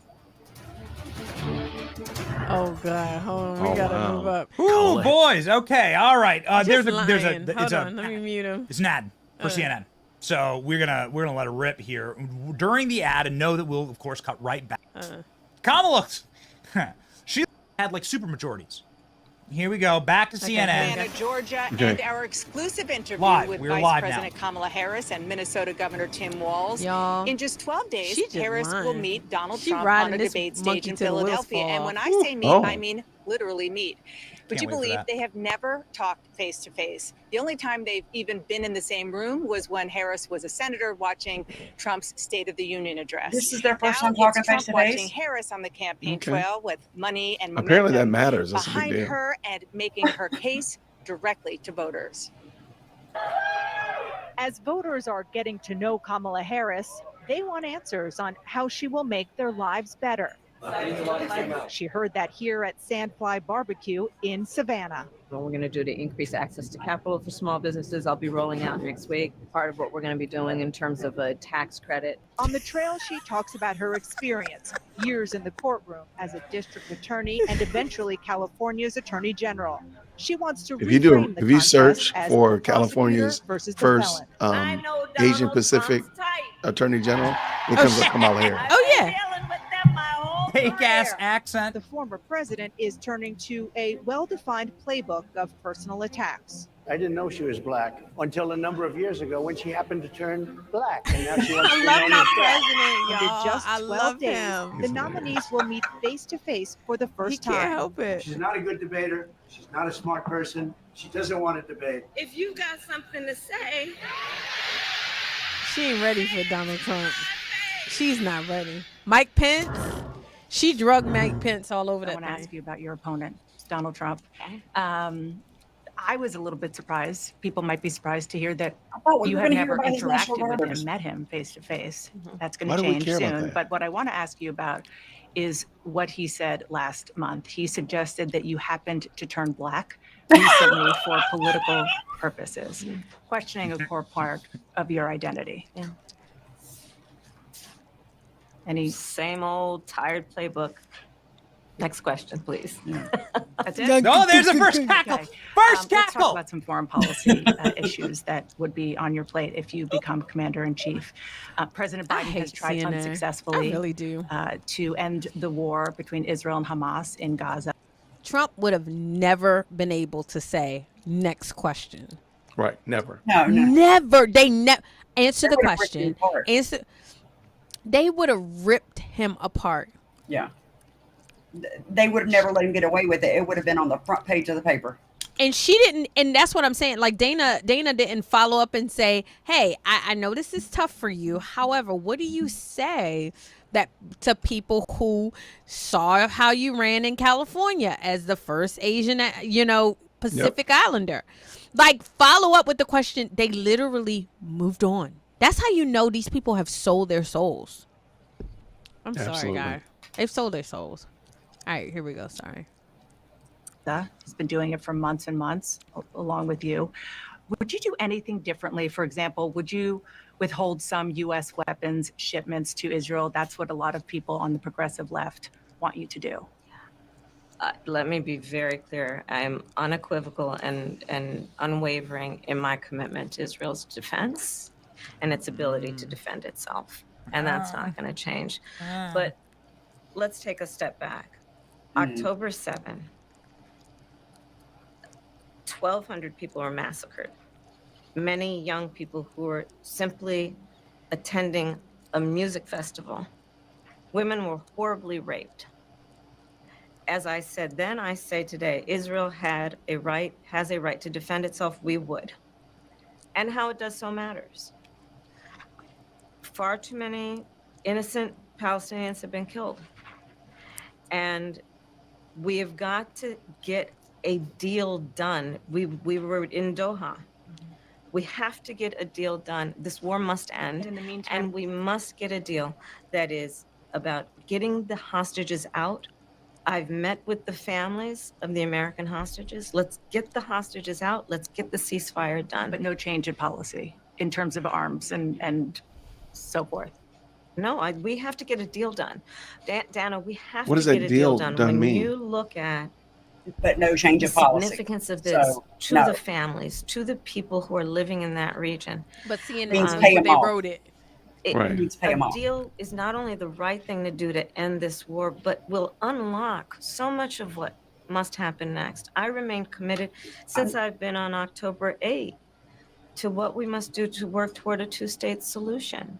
Which where is what, Israel is sis? secure, and in equal measure, the Palestinians have security and self-determination and dignity. Governor Walz, the country is just starting to get to know you. Let's I hear want to it. ask you a question about how you've described your service in the National Guard. You said that you carried weapons in war, but you have never deployed actually in a war zone. A campaign official said that you misspoke. Did you? Well, first of all, I'm incredibly proud. I've done 24 years of wearing the uniform of this country.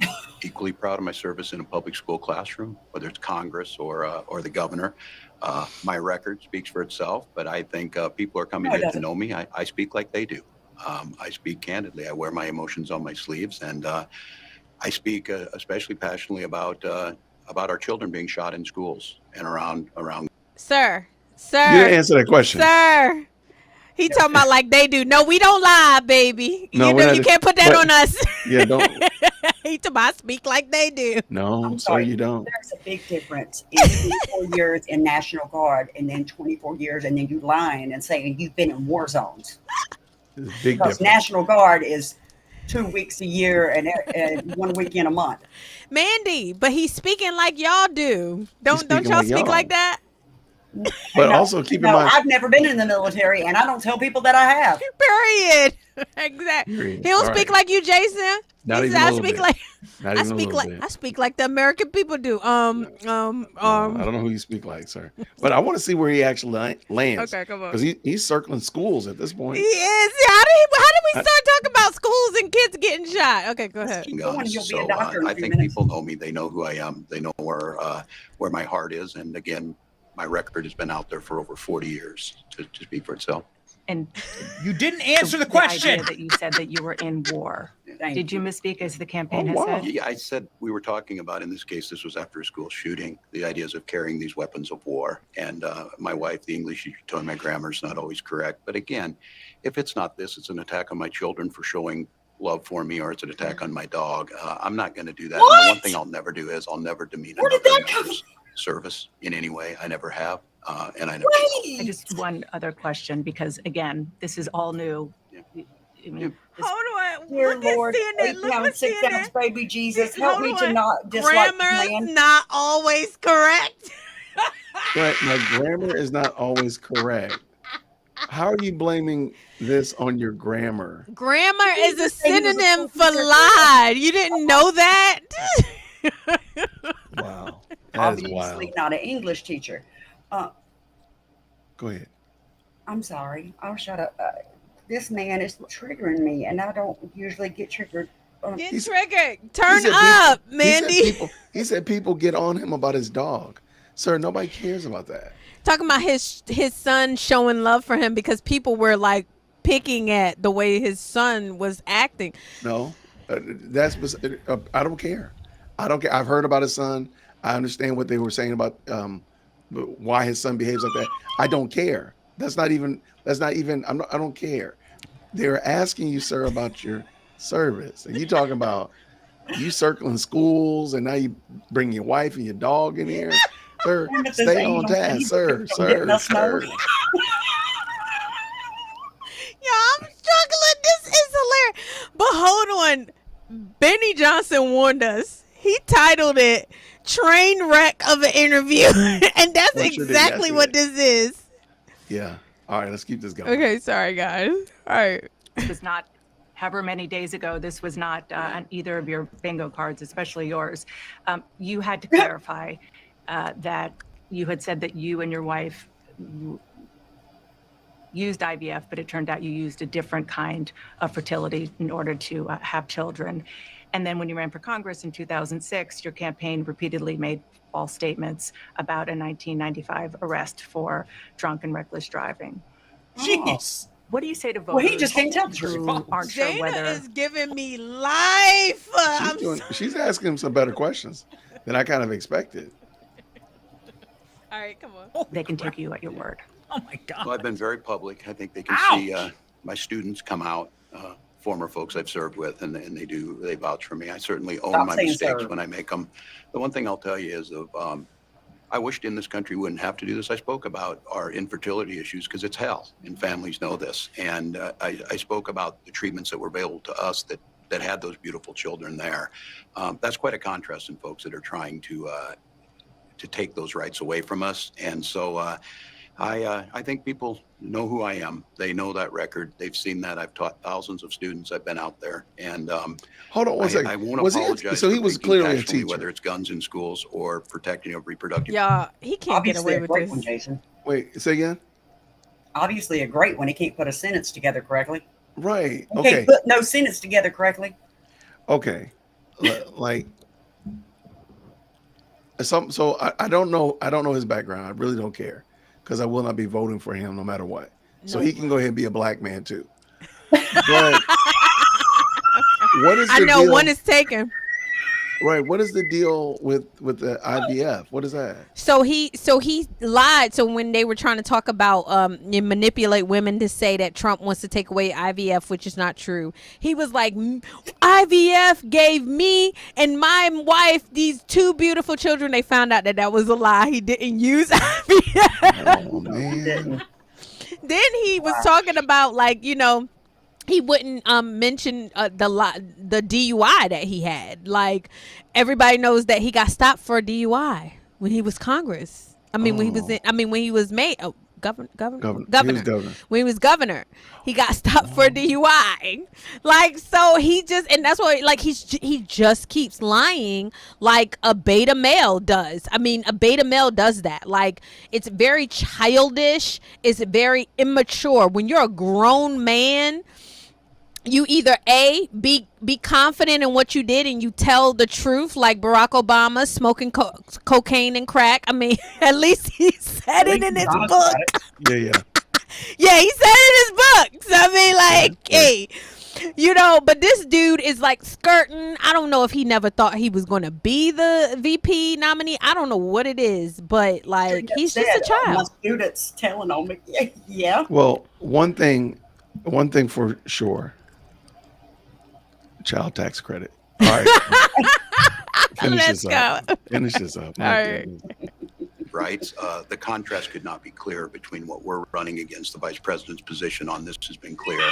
And I think most Americans get it if you've been through that. I don't think they're cutting hairs on IVF or IUI. I think what they're cutting hairs on is an abortion ban and the ability to be able to deny families the chance to have a beautiful child.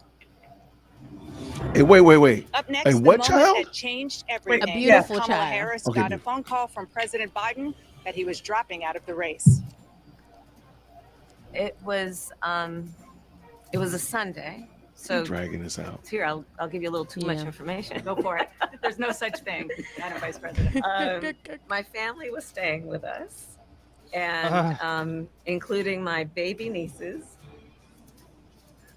Oh, you didn't Speaking of those abort baby yours. nieces, the vice president also opens up about a viral picture from the convention that meant so much to so many. And Tim Walz talks Why? about that convention moment with his son that brought many viewers to tears. You were speaking, the camera caught him so incredibly proud of you, so emotional, saying, "That's my dad." Yeah, Okay, that's kind of cool. I don't know as a father I could have ever imagined that. Okay. Here's another. sorry, y'all. It's amazing how much they need to. Exactly what Kamala Harris was doing when she answered. But we started this discussion with the moment that set all of this in motion, CNN's presidential debate, and whether President Biden was strong enough to lead this nation again. Vice President Harris, you were a very staunch defender of President Biden's capacity to serve another 4 years. Right after the debate, you insisted that President Biden is extraordinarily strong. Given where we are now, do you have any regrets about what you told the American people? Wow. No, not at all. Not at all. I have served with President Biden for almost 4 years now, and I'll tell you, it's one of the greatest honors of my career, truly. He cares so deeply about the American people. He is so smart and loyal to the American people. And I have spent hours upon hours with him, be it in the Oval Office or the Situation Room. He has the intelligence, the commitment, and the judgment and disposition that I think the American people rightly deserve in their president. Then why are they By pushing him out? contrast, the former president has none of that.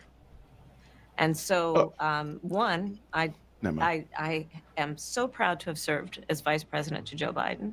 And two, I am so proud to be running with Tim Walz for president of the United States and to bring America what I believe the American people deserve, which is a new way forward, and turn the page on the last decade of what I believe has been contrary to where the spirit of our country really lies. But the last decade, of course, the last 3.5 years has been part of your Go administration. ahead, Dana. I'm talking about an era that started about a decade ago.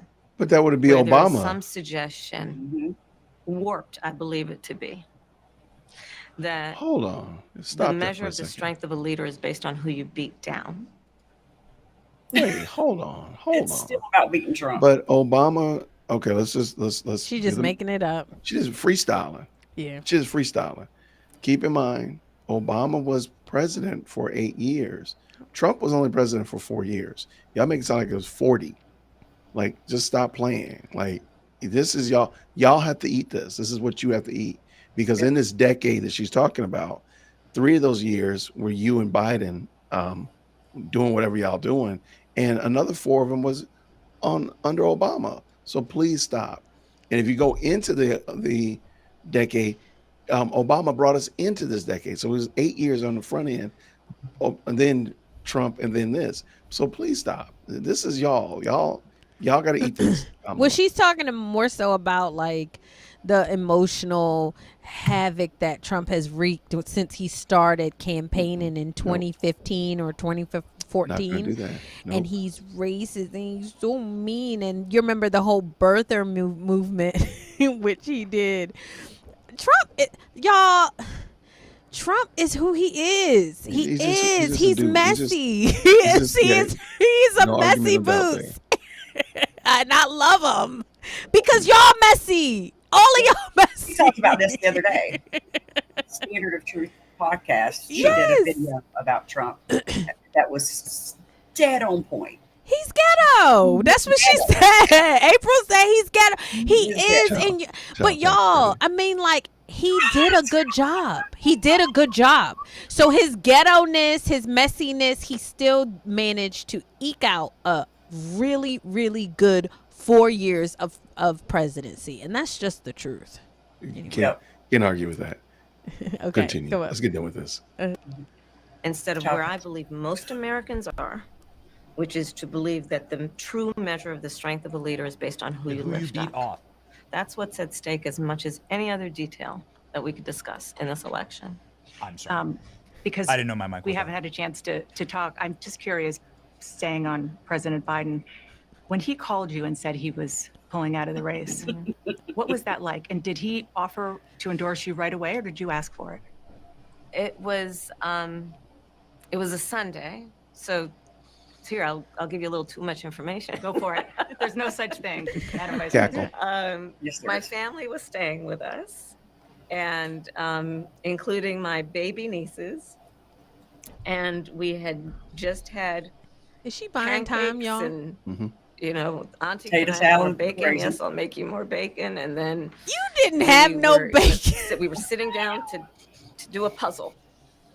Oh my gosh! Please stop. And the phone Stop rang, this. And it was Joe Biden. And I had greens that I just washed in the bathtub. Like, And we what did- and is we were- she trying to do, And y'all? we were planning Kwanzaa. We were planning Kwanzaa this year. What we're gonna do? You might as well just go out. Oh, throw and that in there. Hanukkah. Remember Aunt Hanukkah because of her husband. Husband is Jewish. You're right. Just go ahead and throw it in there. She just lying. Like you lying She just to make just friends. lying. She just lying trying to get friends. Stop lying. And then she laughing about time. That's what they Sit- said in the comments. She Sit down to do a puzzle. Okay. I can't. And I really believe that. And he told me what he had decided to do. And I asked him, "Are you sure?" And he said yes. And that's how I learned about it. And what about the endorsement? Did you ask for it? That's not an answer. And he was very clear that he was going to support me. So when he called to tell you, he said, I'm pulling out of the race and I'm going to support you. Well, my first thought was not about me, to be honest with you. My first thought was about him, to be honest. She's so sweet. I do not believe you. I think history is going to show a number of things about Joe Biden's presidency. I think history is going to show that in so many ways it was transformative, be it on what we have accomplished around finally investing in America's infrastructure, investing in new economies, in new industries, what we have done to bring our allies back together and have confidence in who we are as America and grow that alliance. What we have done to stand true to our principles, including the one of the most important international rules and norms, which is the importance of sovereignty and territorial integrity. Oh no! And I No, think y'all! history is going to show not only has No! No, she didn't. Yes, she did. Yes, she did. Yo, this is wild. Like every answer is a campaign. Territorial integrity while Nick Rose is walking across. I think I'm just gonna go to America today. Right. Are you gonna get in a plane? No, I'm just gonna walk across. You don't walk across the border. Every answer is a campaign. It's almost like there's like a certain number of campaign buzzwords that she must include in each answer. I'm not surprised that people not come across the border to get reduced price insulin and child tax credits. I'm almost certain that that's going to come. It's going to be like this montage, this omnibus statement. Everything's just thrown in. Hey, don't talk about Chat GPT because I can't figure out why it's not working anymore, Jonathan. So don't do that. It's a very sore spot in my heart right now. Like she literally said territorial integrity. Oh, Ukraine, I guess. Sorry. Oh yeah. Ukraine. as Joe Biden led an administration that has achieved those extraordinary successes. But the character of the man is one that he has been in his life and career, including as a president, quite selfless and puts the American people first. Okay. Oh, this is so bad. Passionate defense of the man. The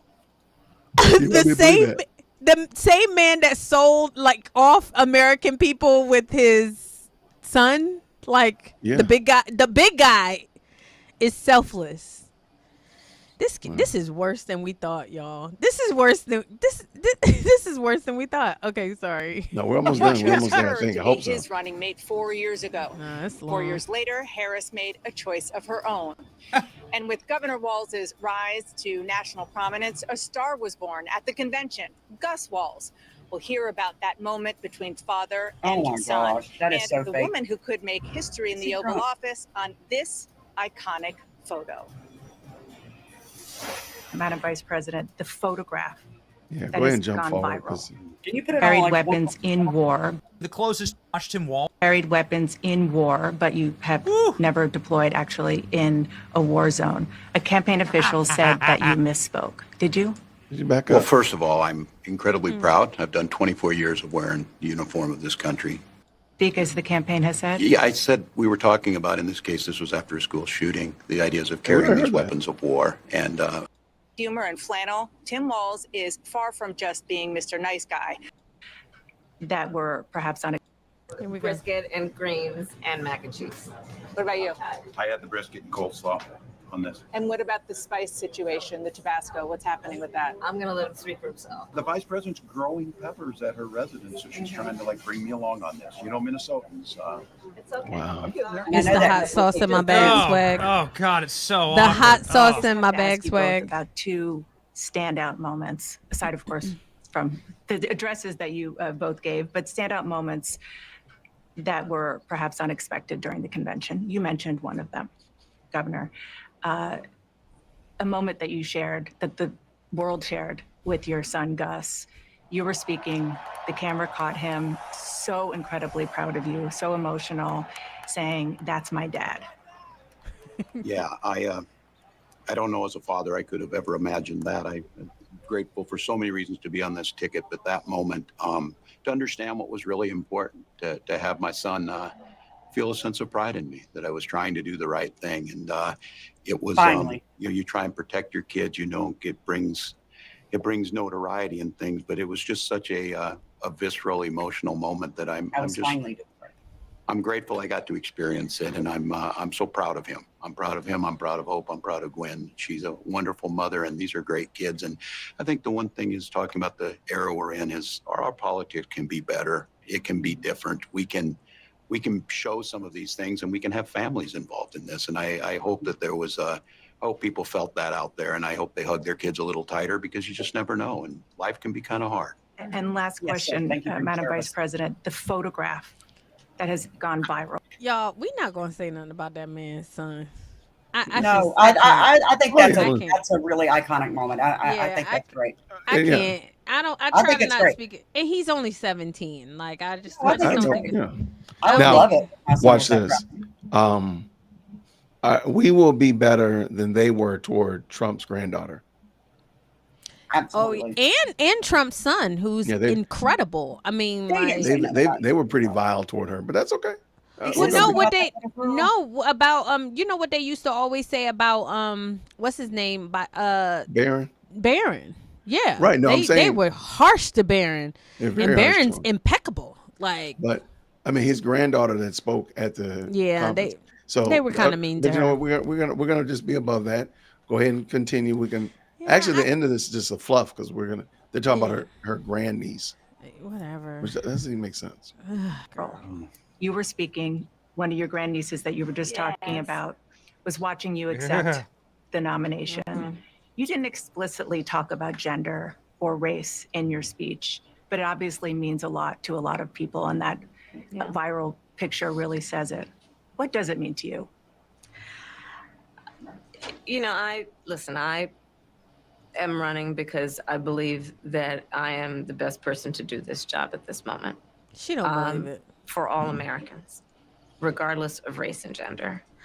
But I did see that photograph, and I was deeply touched by it. And you're right, it's the back of her head, her two little braids. And we see it, sis. We see it. And then I'm in the front of the photograph, obviously We speaking. know where you're what are you talking about? We see it. It's very humbling in many ways. Did she talk to you about it afterwards? Oh, she had a lot to talk about. This is an interview? And she listens to everything. Give you your hot takes? Oh, yeah, definitely. I'm a little. Madam Vice President, Governor Walz, thank you so much for your time. This is Appreciate awful, it. y'all. Thank you, We Shannon. could have. Thank you. We could have missed this one. This was Vice President Harris's first real unscripted setting. could've That wasn't real. That wasn't real. So stop lying. It was horrible. Stage. So do me a favor. Help me understand. How does one become? How does somebody explain to me? Because I know this is super petty. How do you have a grandniece? What is a grandniece? Yeah, there is a grandniece. That means her nieces have had kids, so it's her grandniece. Because she ain't got no kids. Kamala Harris is but a decade older than me. I think she's 62. No. She's not 62. She's not 60. How old is she? I think she's 59. I want to say. Okay, that just seems weird. Like, where'd you get a grandniece from? Her niece and nephew. So her sister had kids. That's her niece, and then her nieces have had kids. Okay, maybe I just, all right, that works. And then I just want to know, did her nieces get a child tax credit? That was a long tail joke. She's 59. She's 59. So her sister, I think her sister is her baby sister. So her baby sister has a daughter that could be like what, 30 and had kids. Okay. All right. Okay. I just want to make sure she got her child tax credit. Probably why she's implementing the child tax credit. There's so many kids in the family. Right. Can we make sure she got it? That's what we want to make sure. So her sister is 57. Her sister is 57. Younger than her. Okay. Yes. So. Interesting. Mm-hmm. Okay. But that was a hot mess, y'all. That was not an interview. That was a pandering session. Dana should never work in media ever again after that. Like they should literally embarrass her. Well, okay, highly prepped for that. Highly prepped. Yeah, for them to say that was a real conversation, I think that was no, that's not what it was. But I will say this though. She did ask tertiary questions. She did ask development questions after the fact. But you could tell that she was asking these questions only because she knew that these are the questions that people like you and myself were saying, like about the about her policies and all these other things that she's changed on. She asked some tertiary questions. The problem is she didn't push back and say, well, okay, I thank you for saying that, but my question was, and can you answer that question? She didn't do any of that. So I think that's a problem. Exactly. And the way that she's hostile toward President Trump. This was a okay, Jason, we got to go out here and, people going to say that I'm not asking you questions. So here's what I'm going to say. I got to say it because people are waiting. Yeah. I just want you to know ahead of time that I'm only asking, even though I know, that's what that was. That's what that was. Yeah. And there's a lot of good commentary in the chat. I mean, and I appreciate the comments. Yeah, I don't think we saw, this wasn't a real authentic conversation where a person is being pressed and pressed again, and if you don't answer you get double pressed. Like there wasn't that. It was just like you said, like this is some insider baseball. This is some, I got to ask this question so you know how to do this. Let's go ahead and get this done. So, and I think that's problematic, but hey, if this is what y'all want, this is how you'll vote. Yeah. I think it's highly chopped up too. It seemed highly edited. My gosh, very edited. Yes. Yeah. It said Lamb's Grace, she said they didn't ask about the 13 military soldiers that died. That's a really important question, y'all.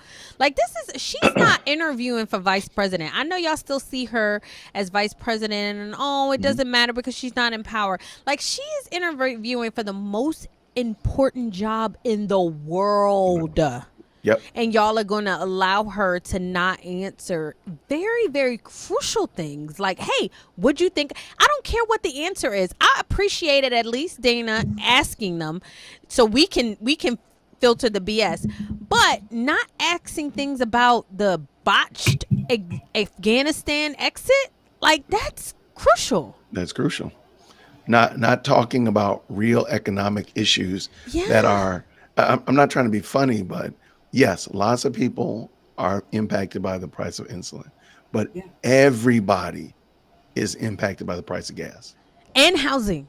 Yeah, and housing. Those are realities that, and just to say you're going to give a $25,000 tax credit, what is that going to do? I mean, there's so many problems with that. And then to say, hey, we're putting money into small businesses. You can't, because I'm a small business owner, and if my business grew in value, you would tax that unrealized gain on that small business, and I'd have to pay taxes whether the business continue to grow or not. Yeah. Because what if the business grew and I had to pay taxes on it. And then subsequently the next month, it went down in value. Yeah. Yeah. So I would lose that money I wouldn't get the tax credit back. So these are things that I think people should really put into, really put in the hopper and really deal with and wrestle with, more than just, oh, she's a black woman, she's an AKA that went to Howard. Because please understand, all those things are non-issues. Yeah. Those are non-issues. Now, if we're going to use those as issues, then we have to parse it all the way out. And if you can't tell me that a Indian man born in Jamaica is a black man, that doesn't work. No. So just stop, full stop. So please stop the game. Now, if you don't want to do that, then let's go back to policies. I'm fine with either one. I'll play the game with you. I don't care, but we'll just go ahead and do that. So I think that's really problematic. And I thought this was good that we watched it. I'm glad we watched it. It's sad to see that so many things just slid under the radar. Yeah, like this question, Gladiator Girl. Like, my question: where's the $25,000 down payment for the home purchase coming from? Like that is when Trump talks about his policies, he is very. Whether y'all like him or not, you don't have to like him. You don't have to make a baby with him. That's what I always say. We always get. I know you think he's the devil, but he's gonna get the same grace that God gives you and I. That's just the way that it works, right? So he is able to articulate, I am going to do this by doing this, and this is how much it's going to cost for me to do this. I'm going to build a wall and make China pay for, Mexico pay for it. Oh, well, how did he do that? He'll explain. Mexico gave us 60,000 soldiers. If you times $50,000, that's on the low end of a salary for a soldier, that we don't have to put our soldiers on the border. If you do that by $60,000, that pays for your wall 3 times. Like, these are the types of things that they ask Trump. He says it and they don't accept. They asked Trump, oh, how are you going to drive the energy prices down? Oh, by requiring that they build the cars over here doing the pipeline. How are you going to drive down the cost of cars or help Detroit? Oh, we're going to require that they build the cars over here. If they try to build the cars over in Mexico, I'm going to tax every car by 100% that comes over in here. He tells you these things. You get mad. You don't like it. They twist it around. But she's not giving you anything, and you just sit there and just so electrifying. Electrifying. I feel touched. I do. Oh my! It makes me joy. You mean to tell me you don't feel joy? You don't feel joy? I don't feel joy. I don't feel joy. Hope and change. I don't feel joy when people lie to me. Jason said, "I'm hoping I'm gonna get some change." I'm hoping I can get some change. Yeah, absolutely, man. Yeah, this one was interesting, but I do think it's interesting as we started out, talking about how it was hard to find this. So I really wish they had made it available so we could watch it organically ourselves. But thank God that Benny Thanks, Johnson. Benny. Shout out to Benny. Go follow him, y'all. And make sure you follow Miss Mandy Reacts as well as Brown Pill, Red Pill, Brown Girl. Red-pilled brown girl. Are you gonna sing? Is that a thing? I do sing. Did you know that? Oh no. Anyway, that's another. Anyway. It's okay, Amethyst Angel. It's all good. We got love for you. We got love for you. Yeah. But I do want y'all to check that out. I appreciate it. Thank y'all for having me. All right. I appreciate you coming, Jason. I appreciate you coming, Mandy. I appreciate the Dear Woke Christian family. Absolutely. I love y'all faithful, man. So the Red Pill Brown Girls, y'all already know. Follow us on social media too. What's your social media? Here, I'm gonna drop all my socials right here. Hold on one second. Okay. All right. I'm about to put them all in the chat right here. My Twitter family coming out. Sorry about that. I'm sorry, Elon. My ex family. Ex be coming out. I apologize to Elon. Elon, y'all. Why don't he just go back to Twitter? Like, it ain't going away, y'all. I think he's gonna go back. I think it was meant to just bring it and. He too stubborn. Stubborn. He's like Trump with Truth Social, and everybody was telling Trump to drop Truth Social, and now Truth Social is gonna make him some money. Are y'all doing Truth Social? I'm not on Truth Social. Do it. You got to do it. You got to support my boy. They let Trump come back to X. No, they had been let him come back, but he wasn't coming back because he's trying to boost Truth Social. Well, he's Let me look back. at this quick. Yeah. He's tweeting now. Yeah. All right, let me He look said at he this wasn't real going quick. to, I've never. but he can't stay away. He can't stay away. Okay, I've never been here before, so I gotta check it out. Truth Social? Yeah, I've never been to Truth Social. I've never been. Oh, it's actually pretty good. Yeah, it's really good. I like It's it. better than Gab. I don't know what that is. Okay, never mind then. All right, well, there's What's that reality. Gab? It was a. Hold on, it was a very conservative Twitter, Facebook mashup. Twitter and Facebook had a kid. It became a conservative. Okay, it's called Gab. So it's kind of like that. Tax credit. Right, and it didn't get the tax credit though. Didn't get the tax credit. Yeah, no, it's like that. But he's getting ready to sell it. Like Ooh, Trump Trump is getting ready not to sell hard it? up for money. Oh, well, sell it. I'll buy it. Trump is For my- not hard for my up for tax money. credit. People keep saying, "Oh, he's not as rich as he is as we think he is." Oh, really? Says the jet that has his name on the side of it. I wonder how much that costs. $5 billion, not $6 billion. I know. So I'm signing up for Truth Social now. So I don't know what I'm doing. Yay! Do it. Can I stream this Truth Social? And y'all don't get mad at me, conservatives. I'm not playing with y'all right now. Okay, we gonna do this, and we gonna get on Twitter, and we gonna get on TikTok. Okay, President Trump is on TikTok. We're gonna get on TikTok. Okay. I know. We said we weren't gonna do it because China owned it, and it was poisoning the little kids' minds, and all. I know. We gonna get on TikTok. Oh no, I don't know about that. Come on. You're Okay, what go. Christians on TikTok doing. I'm not saying Christians are not on TikTok. It's just I don't do a good job of keeping up with all my social medias. Y'all already know I don't keep up with my socials. My socials are struggling. I love y'all. Anyway, right, so I don't want to keep y'all too long. Okay, so I'm Dear Woke on Truth Social. Yay! So And you on Rumble? I'm on Rumble. Yes, I'm on Rumble already. Okay. Dear Woke C on, or Dear Woke Christian on Rumble. Okay. All right. And I just dropped all the. Okay, so now I'll add this to my link in bio. Oh my gosh, I don't feel like doing this right now.